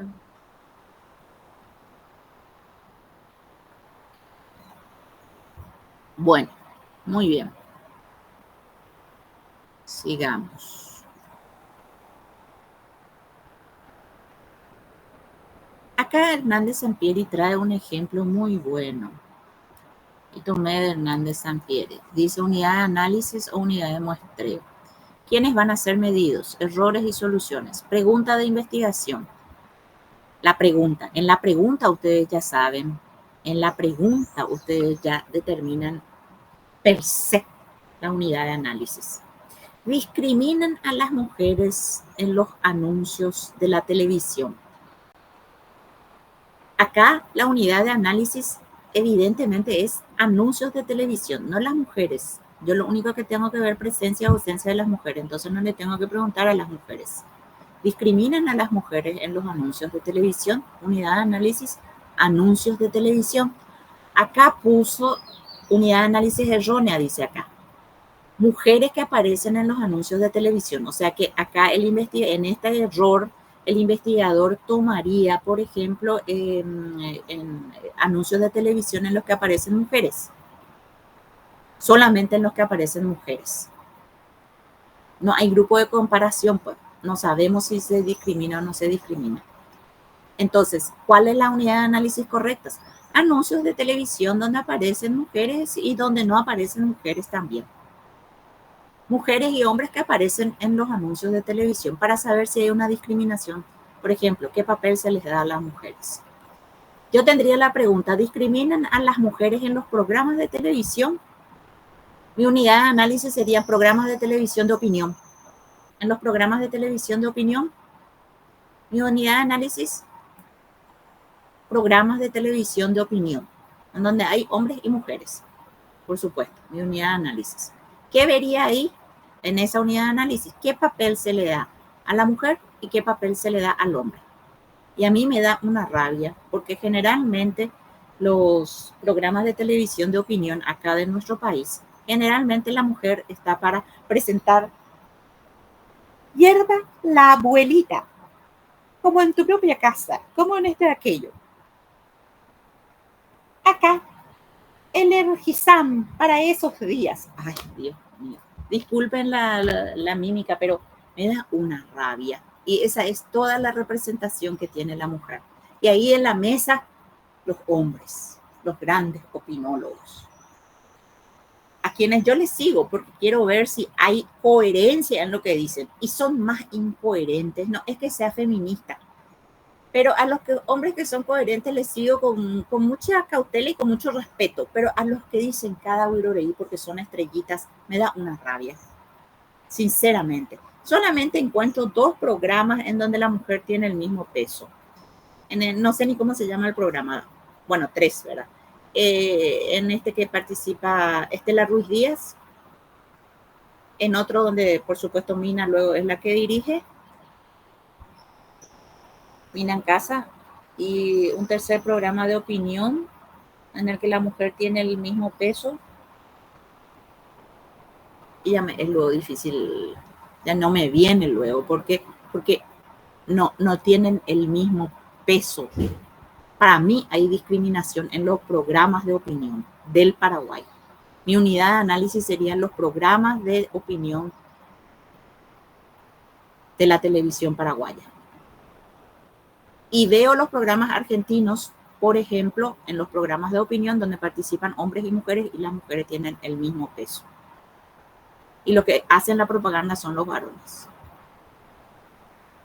Bueno, eso para que sepan lo importante que es en su propia pregunta ustedes ya están determinando quiénes son sus sujetos u objetos de investigación.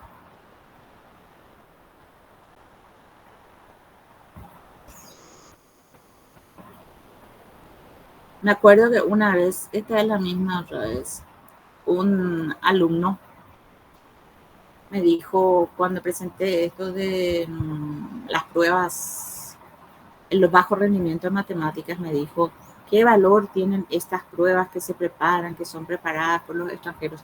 Cuestionó el valor de la unidad de análisis.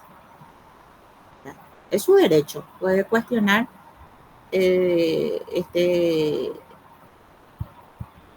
la confección del instrumento de evaluación.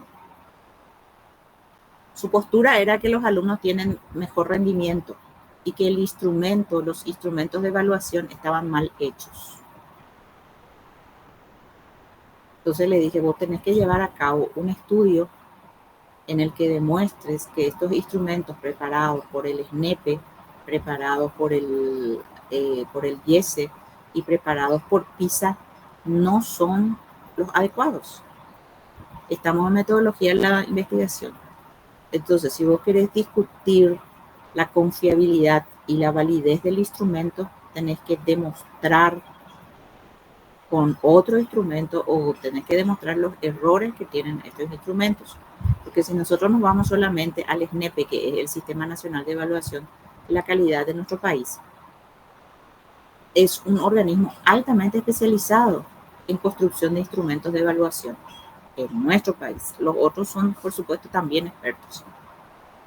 Entonces, discutir nomás así, porque sí, el valor de algo, estando en metodología de investigación, no es correcto.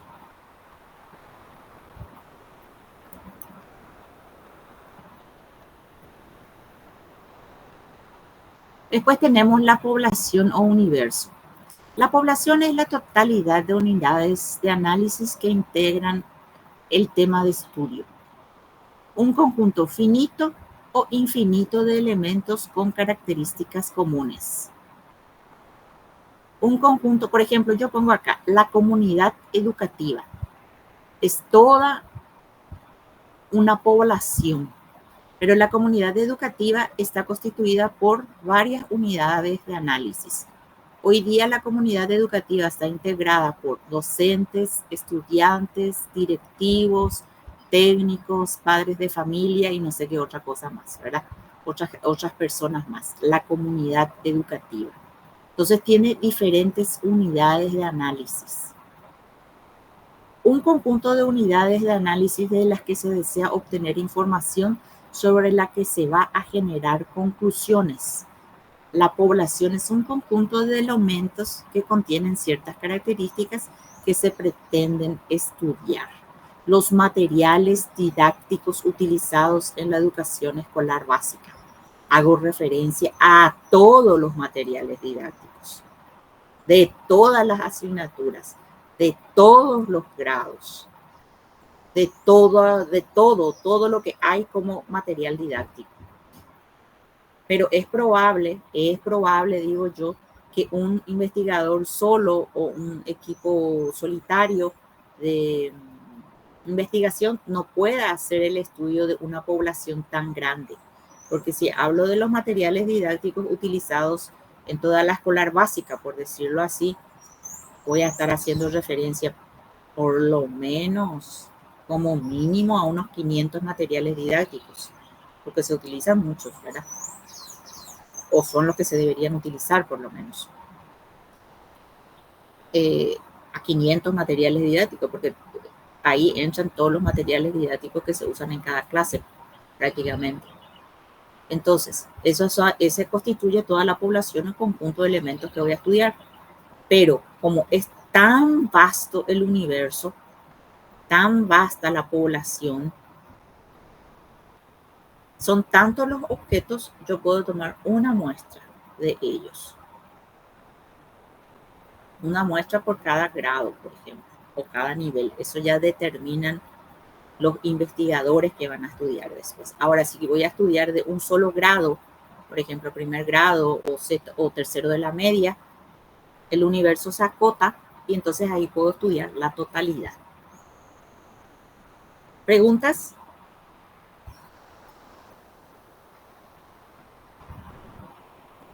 Profe, y en ese caso yo también no, digo nomás, no, ya no quiero, ya me explayé demasiado con mi tema, como un ejemplo nomás. También no se puede estudiar el uso justamente de los materiales. No sé si cambiaron, tengo que entrar en la página del MEC para ver, ¿verdad? pero asumo yo que hay cambios en la adecuación, en el uso de materiales o en la elección por lo menos de, no sé, de hoy a 10 años atrás o 5. Claro que hay cambios, claro que hay cambios. Sí, claro que se puede estudiar. Se pueden estudiar los materiales. Vos sos del área de letras, ¿verdad? Sí, sí. Bueno, entonces vos podés acotar al área de letras de un nivel Mm, de un curso si te interesa, ¿verdad? Pero como sos de letras de un nivel, sí. podés abordar. Y ahí, por ejemplo, no va a entrar también, si hubo ese cambio de materiales, ahí no va a entrar también el objeto que van a hacer los alumnos, cómo son los que están ahora con ese material y cómo lo tomaron los de años atrás. Y ya no vas a poder hacer eso como lo tomaron los de años atrás. Bien, exacto. Ahí te limitas a ver, por ejemplo, por sacarte un tema, ¿verdad? Nada Sí, más, ver, por ejemplo, análisis de los materiales didácticos utilizados en el área de letras, le llamo yo así, pero sí. que se llama literatura o no sé cómo se llama, comunicación. Lengua y literatura castellana sería sí, es Bueno, la materia. exactamente. Entonces, análisis de los materiales utilizados en el área de lengua, literatura y castellano de tal nivel. Entonces vos analizás los materiales desde un punto de vista, desde una determinada teoría, porque ustedes en letras tienen también su teoría para análisis de materiales Sí, didácticos. sí, Bueno, sí. entonces desde esa teoría, análisis y ahí ya tenés tu tema de investigación, análisis de los materiales didácticos utilizados en el área de, ¿cómo es que me dijiste? Lengua y literatura castellana. Lengua y literatura castellana de la educación escolar básica. Wow. Año 2023. O puedes ponerle desde el año que entró en vigencia el uso de esos materiales hasta este año. Años, qué sé yo, por decirlo, 2020 al 2023. La verdad que Entonces, este tema me interesa más por mi área y por el campo de... perfecto. Entonces vos desde la teoría, una teoría de análisis de materiales para el área de ciencias y literatura, haces el estudio de los materiales indicados por el Ministerio de Educación para esa área. No te olvides de que tenés que pasarle un filtro didáctico, porque a veces el área de literatura o los de letras estudian desde su óptica, que es solamente la literatura, ¿verdad? Sí. Pero no tienen que olvidar en este caso de que también tiene un fin didáctico. Claro. Entonces, desde un fin didáctico, ¿cuál sería, verdad? También ese filtro. Y tranquilamente vos sacás ahí un análisis, es una investigación. Bueno.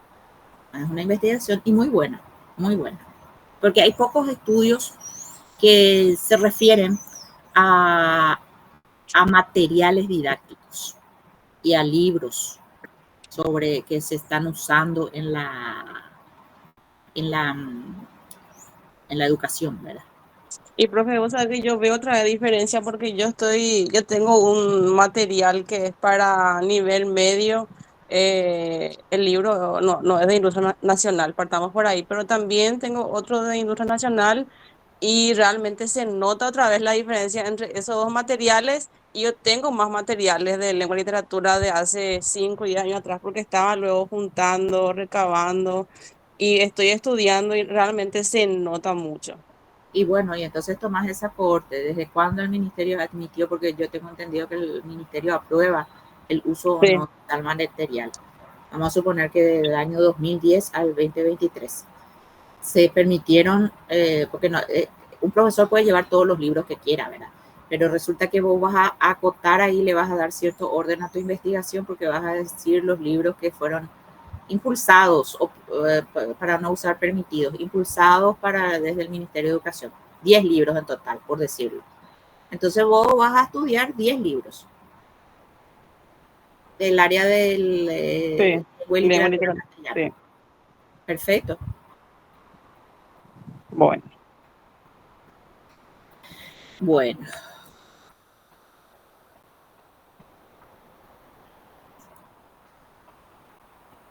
Se usa mucho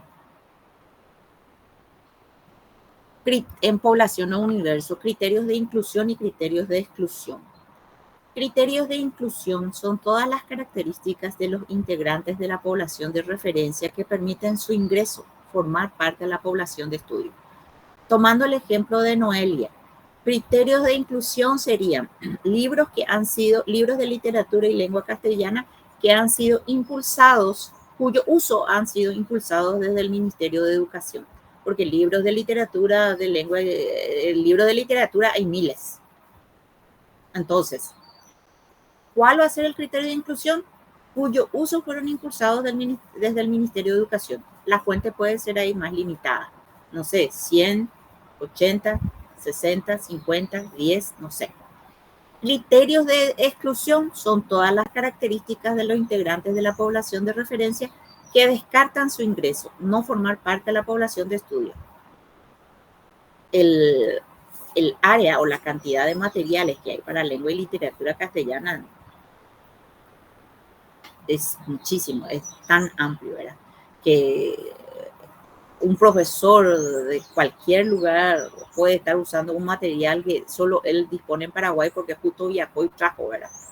Entonces, pero el ministerio no sabe de qué se está usando ese material. Bueno, entonces el tema es que acá ese material no está impulsado, no porque sea prohibido, sino porque se está en desconocimiento. Entonces, ese material no entra dentro del estudio, por decirlo.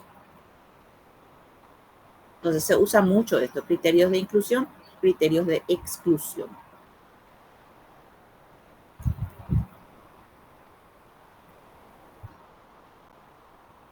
Esto va muy ligado con lo que ya estábamos estudiando y ya vimos que es la muestra, ¿verdad? Es un subconjunto de una población. Y acá quiero escuchar nomás si es que hay alguna duda o pregunta que ustedes quieran tener para no repetir lo mismo. Y no, profe, yo al menos entendí muy bien. ¿Entendiste ya bien? El hecho de tomar una muestra significa que no podemos abarcar a todos los sujetos o a todos los objetos que forman parte de nuestra investigación. No nos da la capacidad para llegar a todos por X motivo. Entonces tomo una muestra, un subconjunto de esa población que me pueda dar la información que estoy buscando. Eso significa. Profe, ¿cuál sería Sí. el número de esa muestra? Bueno, mira, de números prácticamente ya no se habla hoy. Hoy se habla de representatividad. ¿Qué quiere decir? Vamos a suponer que vos tenés 100 sujetos. 100 sujetos. Sí. Entonces, vos decís, bueno, no voy a poder llegar a los 100 sujetos por cualquier motivo. Están todos dispersos. Uno vive en Fuerte Olimpo, otro vive en Europa, otro vive en tal parte, que sé yo. No puedo llegar a los 100 sujetos. ¿Cómo voy a hacer para juntar a los más representativos posibles? Que reúnan las cualidades, que en sí reúnan las cualidades de toda la población. Entonces, ahí es donde vos empezás a trabajar en los criterios de inclusión. Los criterios de inclusión, ¿qué significa? ¿Quiénes son los sujetos o la muestra que va a cumplir con la mayor cantidad de características posibles que puedan darme información sobre eso? Y digo, bueno, alumnos que hayan terminado la carrera, alumnos que estén ejerciendo la carrera, alumnos que hayan tenido asistencia regular, alumnos que forman parte de alguna organización profesional, y les voy dando criterios a esa muestra. Y entonces la muestra puede ser intencional y escojo a personas representativas de ese grupo de estudiantes o de sujetos que yo quiero, ¿verdad? El hecho de que se aproxime lo más posible a la población es porque le tomé a todos y casi ya no va a haber ahí ninguna sorpresa. Yo tengo 100 individuos, llegué a 80%. Ese 20% será que va a hacer la diferencia. Y no. Pero a lo mejor yo pude llegar a 50 o a 30.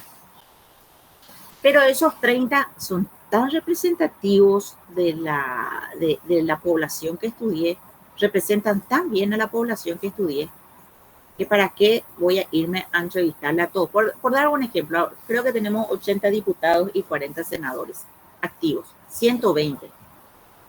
Para saber cómo está la clase legislativa, en este mismo momento con el tema este de los aumentazos.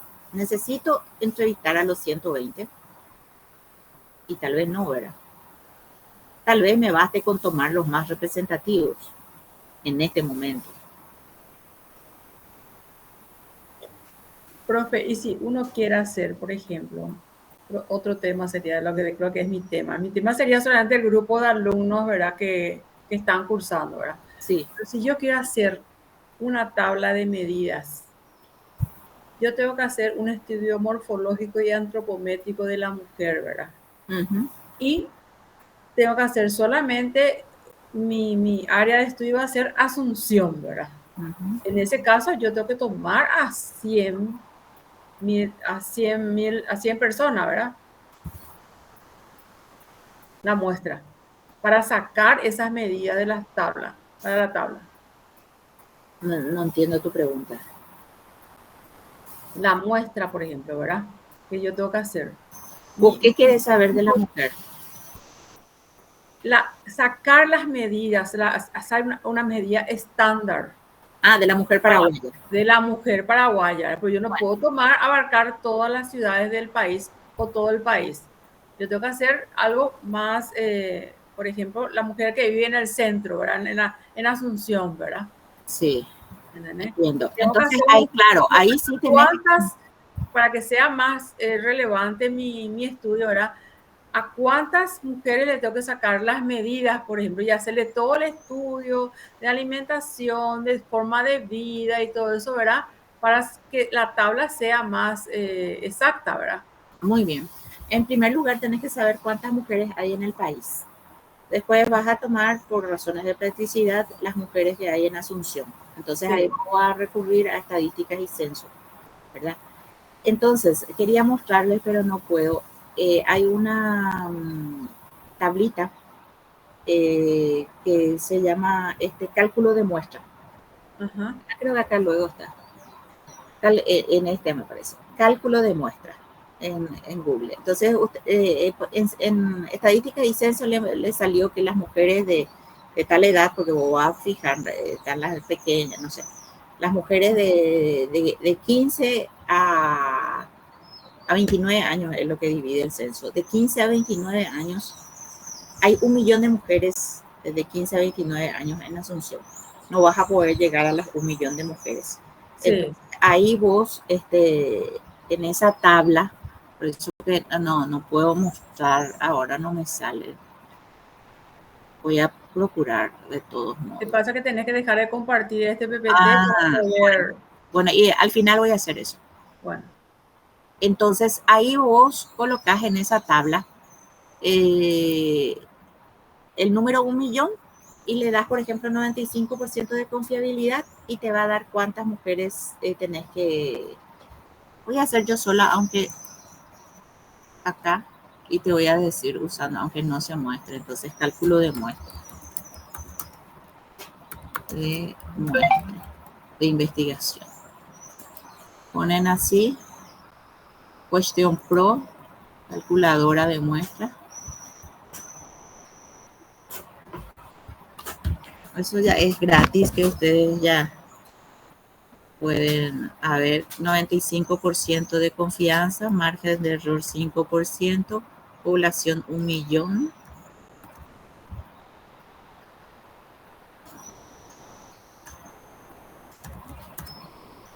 Calcular muestra.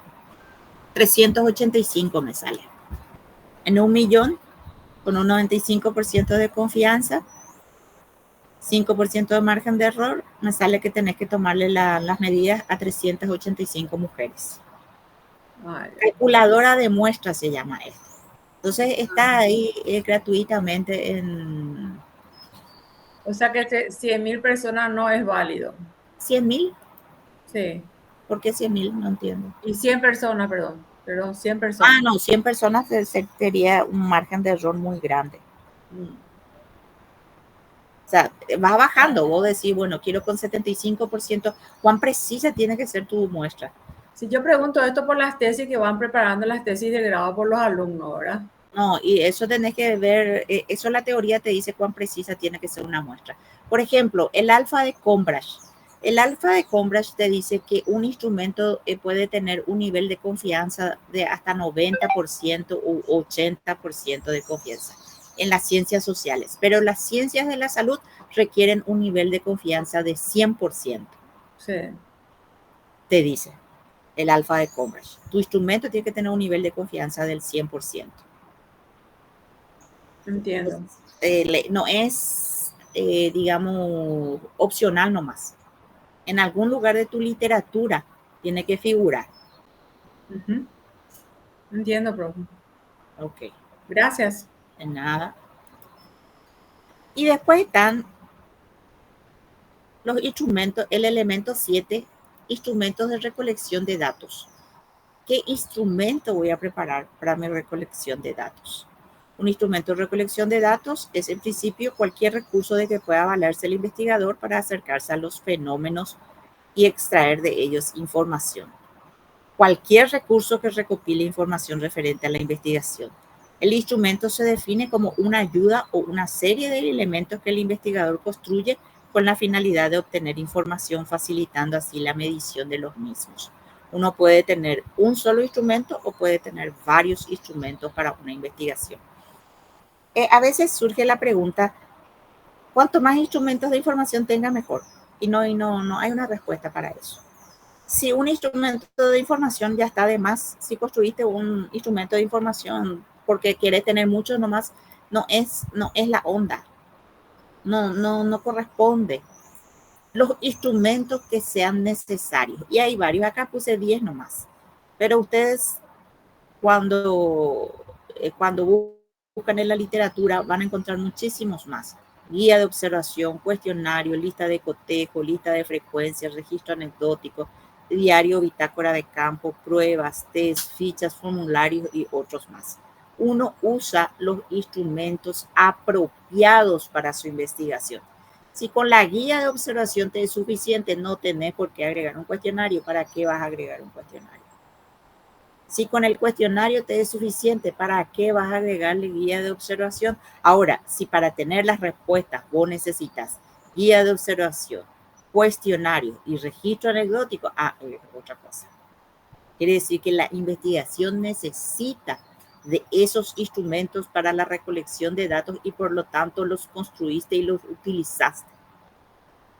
No es antojadizo nomás, es todo lógico. Tiene que tener una lógica, un fundamento.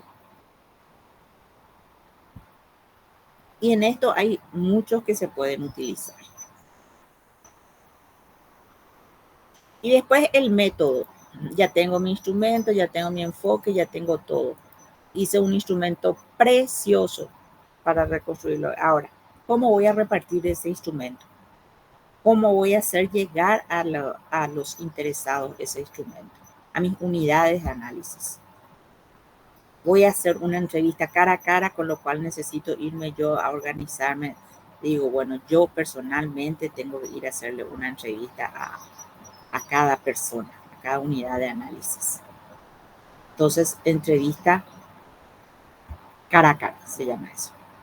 Puedo agarrar y pasar en un Google Form y que ellos me contesten sin necesidad de que yo participe. Hago una encuesta. Voy a reunirle a los maestros y le voy a preguntar por qué es lo que no les interesa a los grupos de capacitación. Hago grupos focales porque me va a ser más fácil hacer 10 grupos focales y reunir a 100 docentes que irme a entrevistarle a cada uno de ellos, por ejemplo. Entonces, 10 grupos focales yo puedo manejar tal vez en una semana, pero 100 docentes me va a llevar a lo mejor 3 meses. Profe, disculpa la ignorancia. ¿Qué es grupos focales? Grupos focales cuando yo le reúno a mis unidades de análisis, una reunión de 10 personas, por ejemplo, y ahí les pregunto a los 10. Son 10 docentes. Vamos a suponer docentes, pueden ser otros sujetos. En tu caso, vos, en lugar de preguntarle uno a uno a tus alumnos, vos podés agarrar y hacer. ¿Cuántos alumnos tenés en el semestre? 48. 48. Vamos a suponer que repartís de a 10 alumnos. Entonces haces 4 grupos focales. Sí. Y uno de 8, ¿verdad? Entonces vos haces grupos de 10 alumnos. Grupos de 10 alumnos. En vez de entrevistarle a cada estudiante cara a cara, o en vez de pasarle un cuestionario seco a cada estudiante, vos decís, yo quiero escucharle a los estudiantes. Escucharle. Entonces yo pido son pequeñas reuniones. Reuniones, sí. Sí, para no Un hacer una grupo. reunión grande de Sí. 48, porque ahí se te va a dispersar toda la información y la actitud. Sí. Entonces vos les reunís de a 10, grupo focal. El foco está puesto sobre estos 10. Y preparadas tenés algunas preguntas básicas, ¿verdad? Sí. Sobre lo que querés preguntar con relación a eso. No vas a entrar con la cuestión de por qué tienen el rendimiento tan bajo. Claro. No, el investigador tiene que saber también enfocar sus preguntas. Exacto, y cómo lograr la cooperación de sus informantes. Sí. Entonces, ahí le empezás a preguntar y que ellos hablen entre sí. Y es muy útil porque a veces estando en grupos grandes, ellos se abren más, los informantes se abren más. Y entonces te cuentan, y vos lo que tenés que tener ahí es el sentido de la audición y de la vista muy agudizado para poder registrar las respuestas.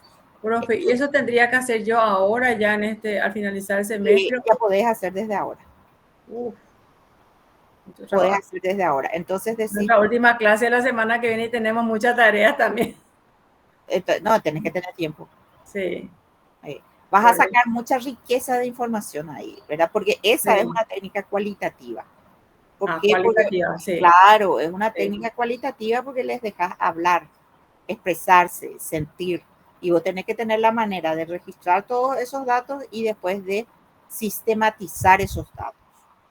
¿Y cuántas preguntas más o menos tendrían que ser? No, eso no te puedo decir yo porque hasta que vos agotes, se llama por saturación. Hasta que vos sientas que ellos ya dijeron todo, ya están repitiendo lo que dijeron desde el principio. A veces la saturación llega enseguida, a veces realmente pasan días y todavía siguen saliendo cosas nuevas. Okay. La saturación se produce cuando ya estamos hablando más de lo mismo, ya estamos dando vueltas sobre el mismo punto, ya dijimos todo, ya no hay nada nuevo bajo el sol. Sí, entiendo lo que es la saturación. Gracias, profe. Ok. Este método de recolección de datos ustedes tienen que tener claramente definido antes de irse al campo de trabajo. ¿Por qué? Porque como poniendo el caso otra vez de grupos focales, en el que ustedes van a tener 10 personas a quienes van a hacerle, básicamente ustedes prepararon 5 preguntas. Vamos a suponer que ustedes prepararon 5 preguntas.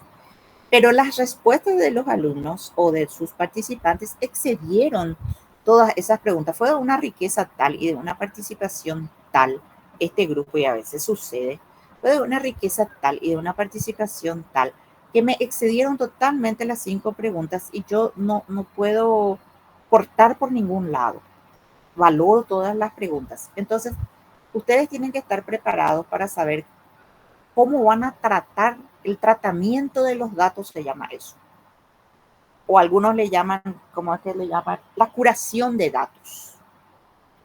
La curación de datos o la depuración de datos.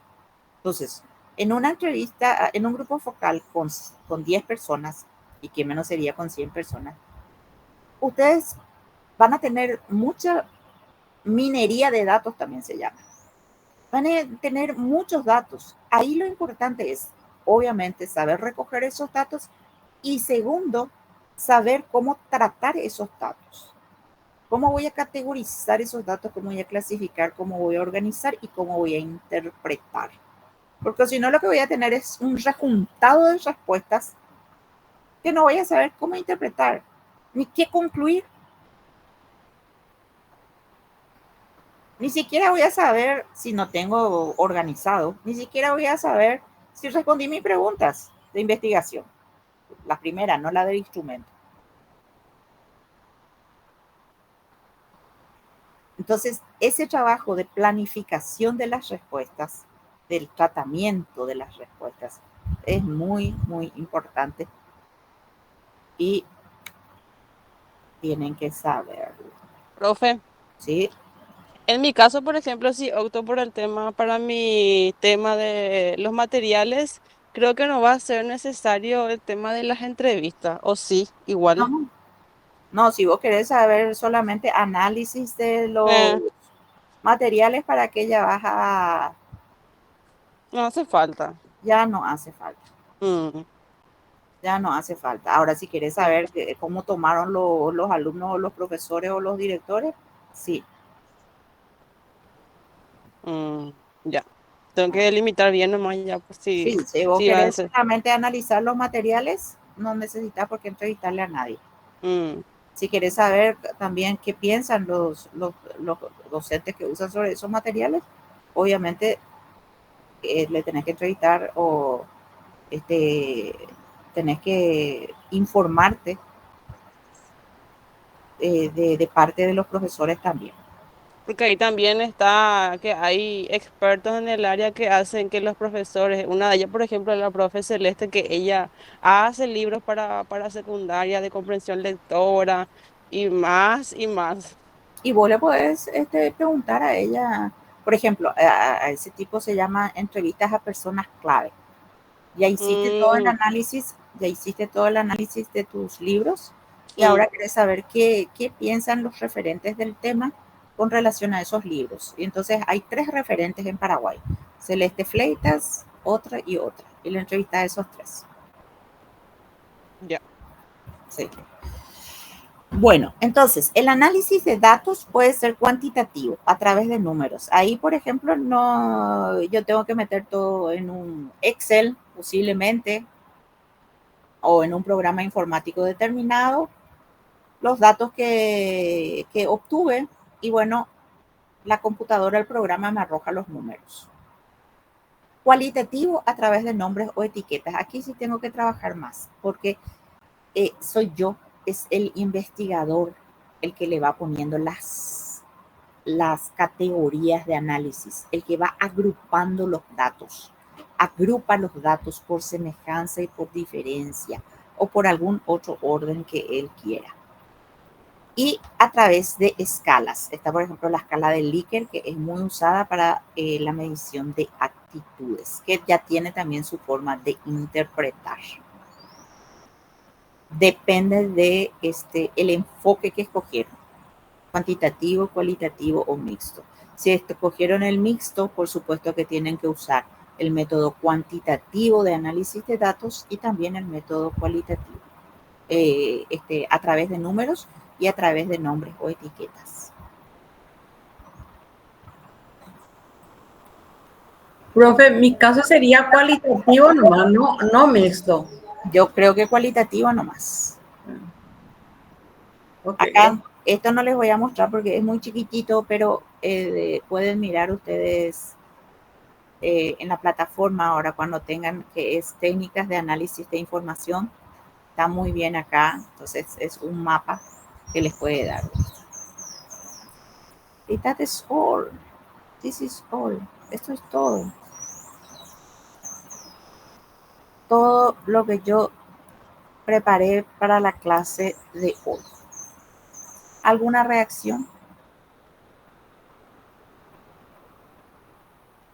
Sí, es que es Y necesaria. la verdad que estaba muy atenta, profe, y aparte que vos ibas explicando, estabas leyendo también lo que está en la plataforma y no realmente. Bueno, entonces acá antes de olvidarme ya y en presencia de ustedes voy a levantar en la plataforma este material para que no haya pérdida de tiempo. Profe, cualquier cosa vamos a consultarte en tu correo, porque hay mucha supuesto. información y en el momento que vamos a sentarnos a hacer, de repente nos perdemos también, al menos yo. Por supuesto que sí, por supuesto que sí. Lo que yo les voy a dar como recomendación para cuando elijan un tutor de tesis es que ese tutor de tesis tenga tiempo para ustedes, por favor. Y generalmente los tiempos se pautan, porque a cualquier hora nomás no se puede uno consultar, ¿verdad? No Ya, puede hacer un cronograma de encuentro. hacer un cronograma de encuentro y entonces que elijan una persona y hay muchos, no es que no hay muchísimos profesionales que se dedican a asesorar tesis y bueno, forma parte de su trabajo estar presente con... Y usted no podía dar esa lista de personas Y busquen profesionales. busquen entre sus propios profesores. Acá de la maestría. Sí, de la maestría, o si conocen de otro lugar, de otro lugar. Okay. Por ejemplo, Lilian, que es vos que sos de FADA.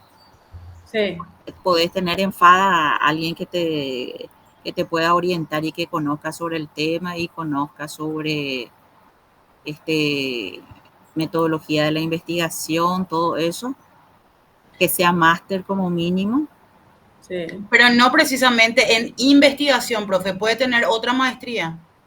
No. Puede tener otra maestría, pero tiene que conocer de investigación, porque acordate que te tiene que orientar sobre el tema y te tiene que conocer, te tiene que orientar también sobre el proceso mismo de investigación. Perfecto, gracias, profe. Que maneje la parte metodológica y que maneje también la parte tema que vos estás tocando como tu tema de investigación. Sí, exacto, que conozca también la parte metodológica, ¿verdad? Puede ser un experto en el tema y si conoce también la parte de metodología de la investigación, muchísimo mejor. Por ejemplo, vamos a suponer para aquellos que están en, ¿cómo que se llama? Por darle a una persona que reúne las dos cualidades, pero no sé si les va a servir a ustedes, a uno de ustedes. Por ejemplo, el doctor Barán. El doctor Barán, Dios mío. A mí me sirve. ¿Quién habló? Lilian.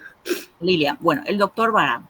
El doctor Barán, por ejemplo, conoce sobre su tema de investigación, es seguramente referente luego mundial o en América por lo menos como mínimo de la investigación que él lleva a cabo, y aparte conoce también de investigación. Reúne los dos elementos. El tiempo es lo que no sé, profe. Él se dedica, ¿cómo que se llama? Él le pone un tiempo a ese trabajo. Le pone un tiempo a ese trabajo. Sus alumnos siempre salen muy satisfechos de eso. Él está, ¿verdad? Entonces, él es una persona que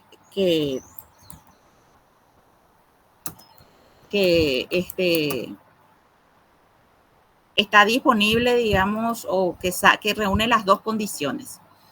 Y hay otros... La profe Marta Canese, profe.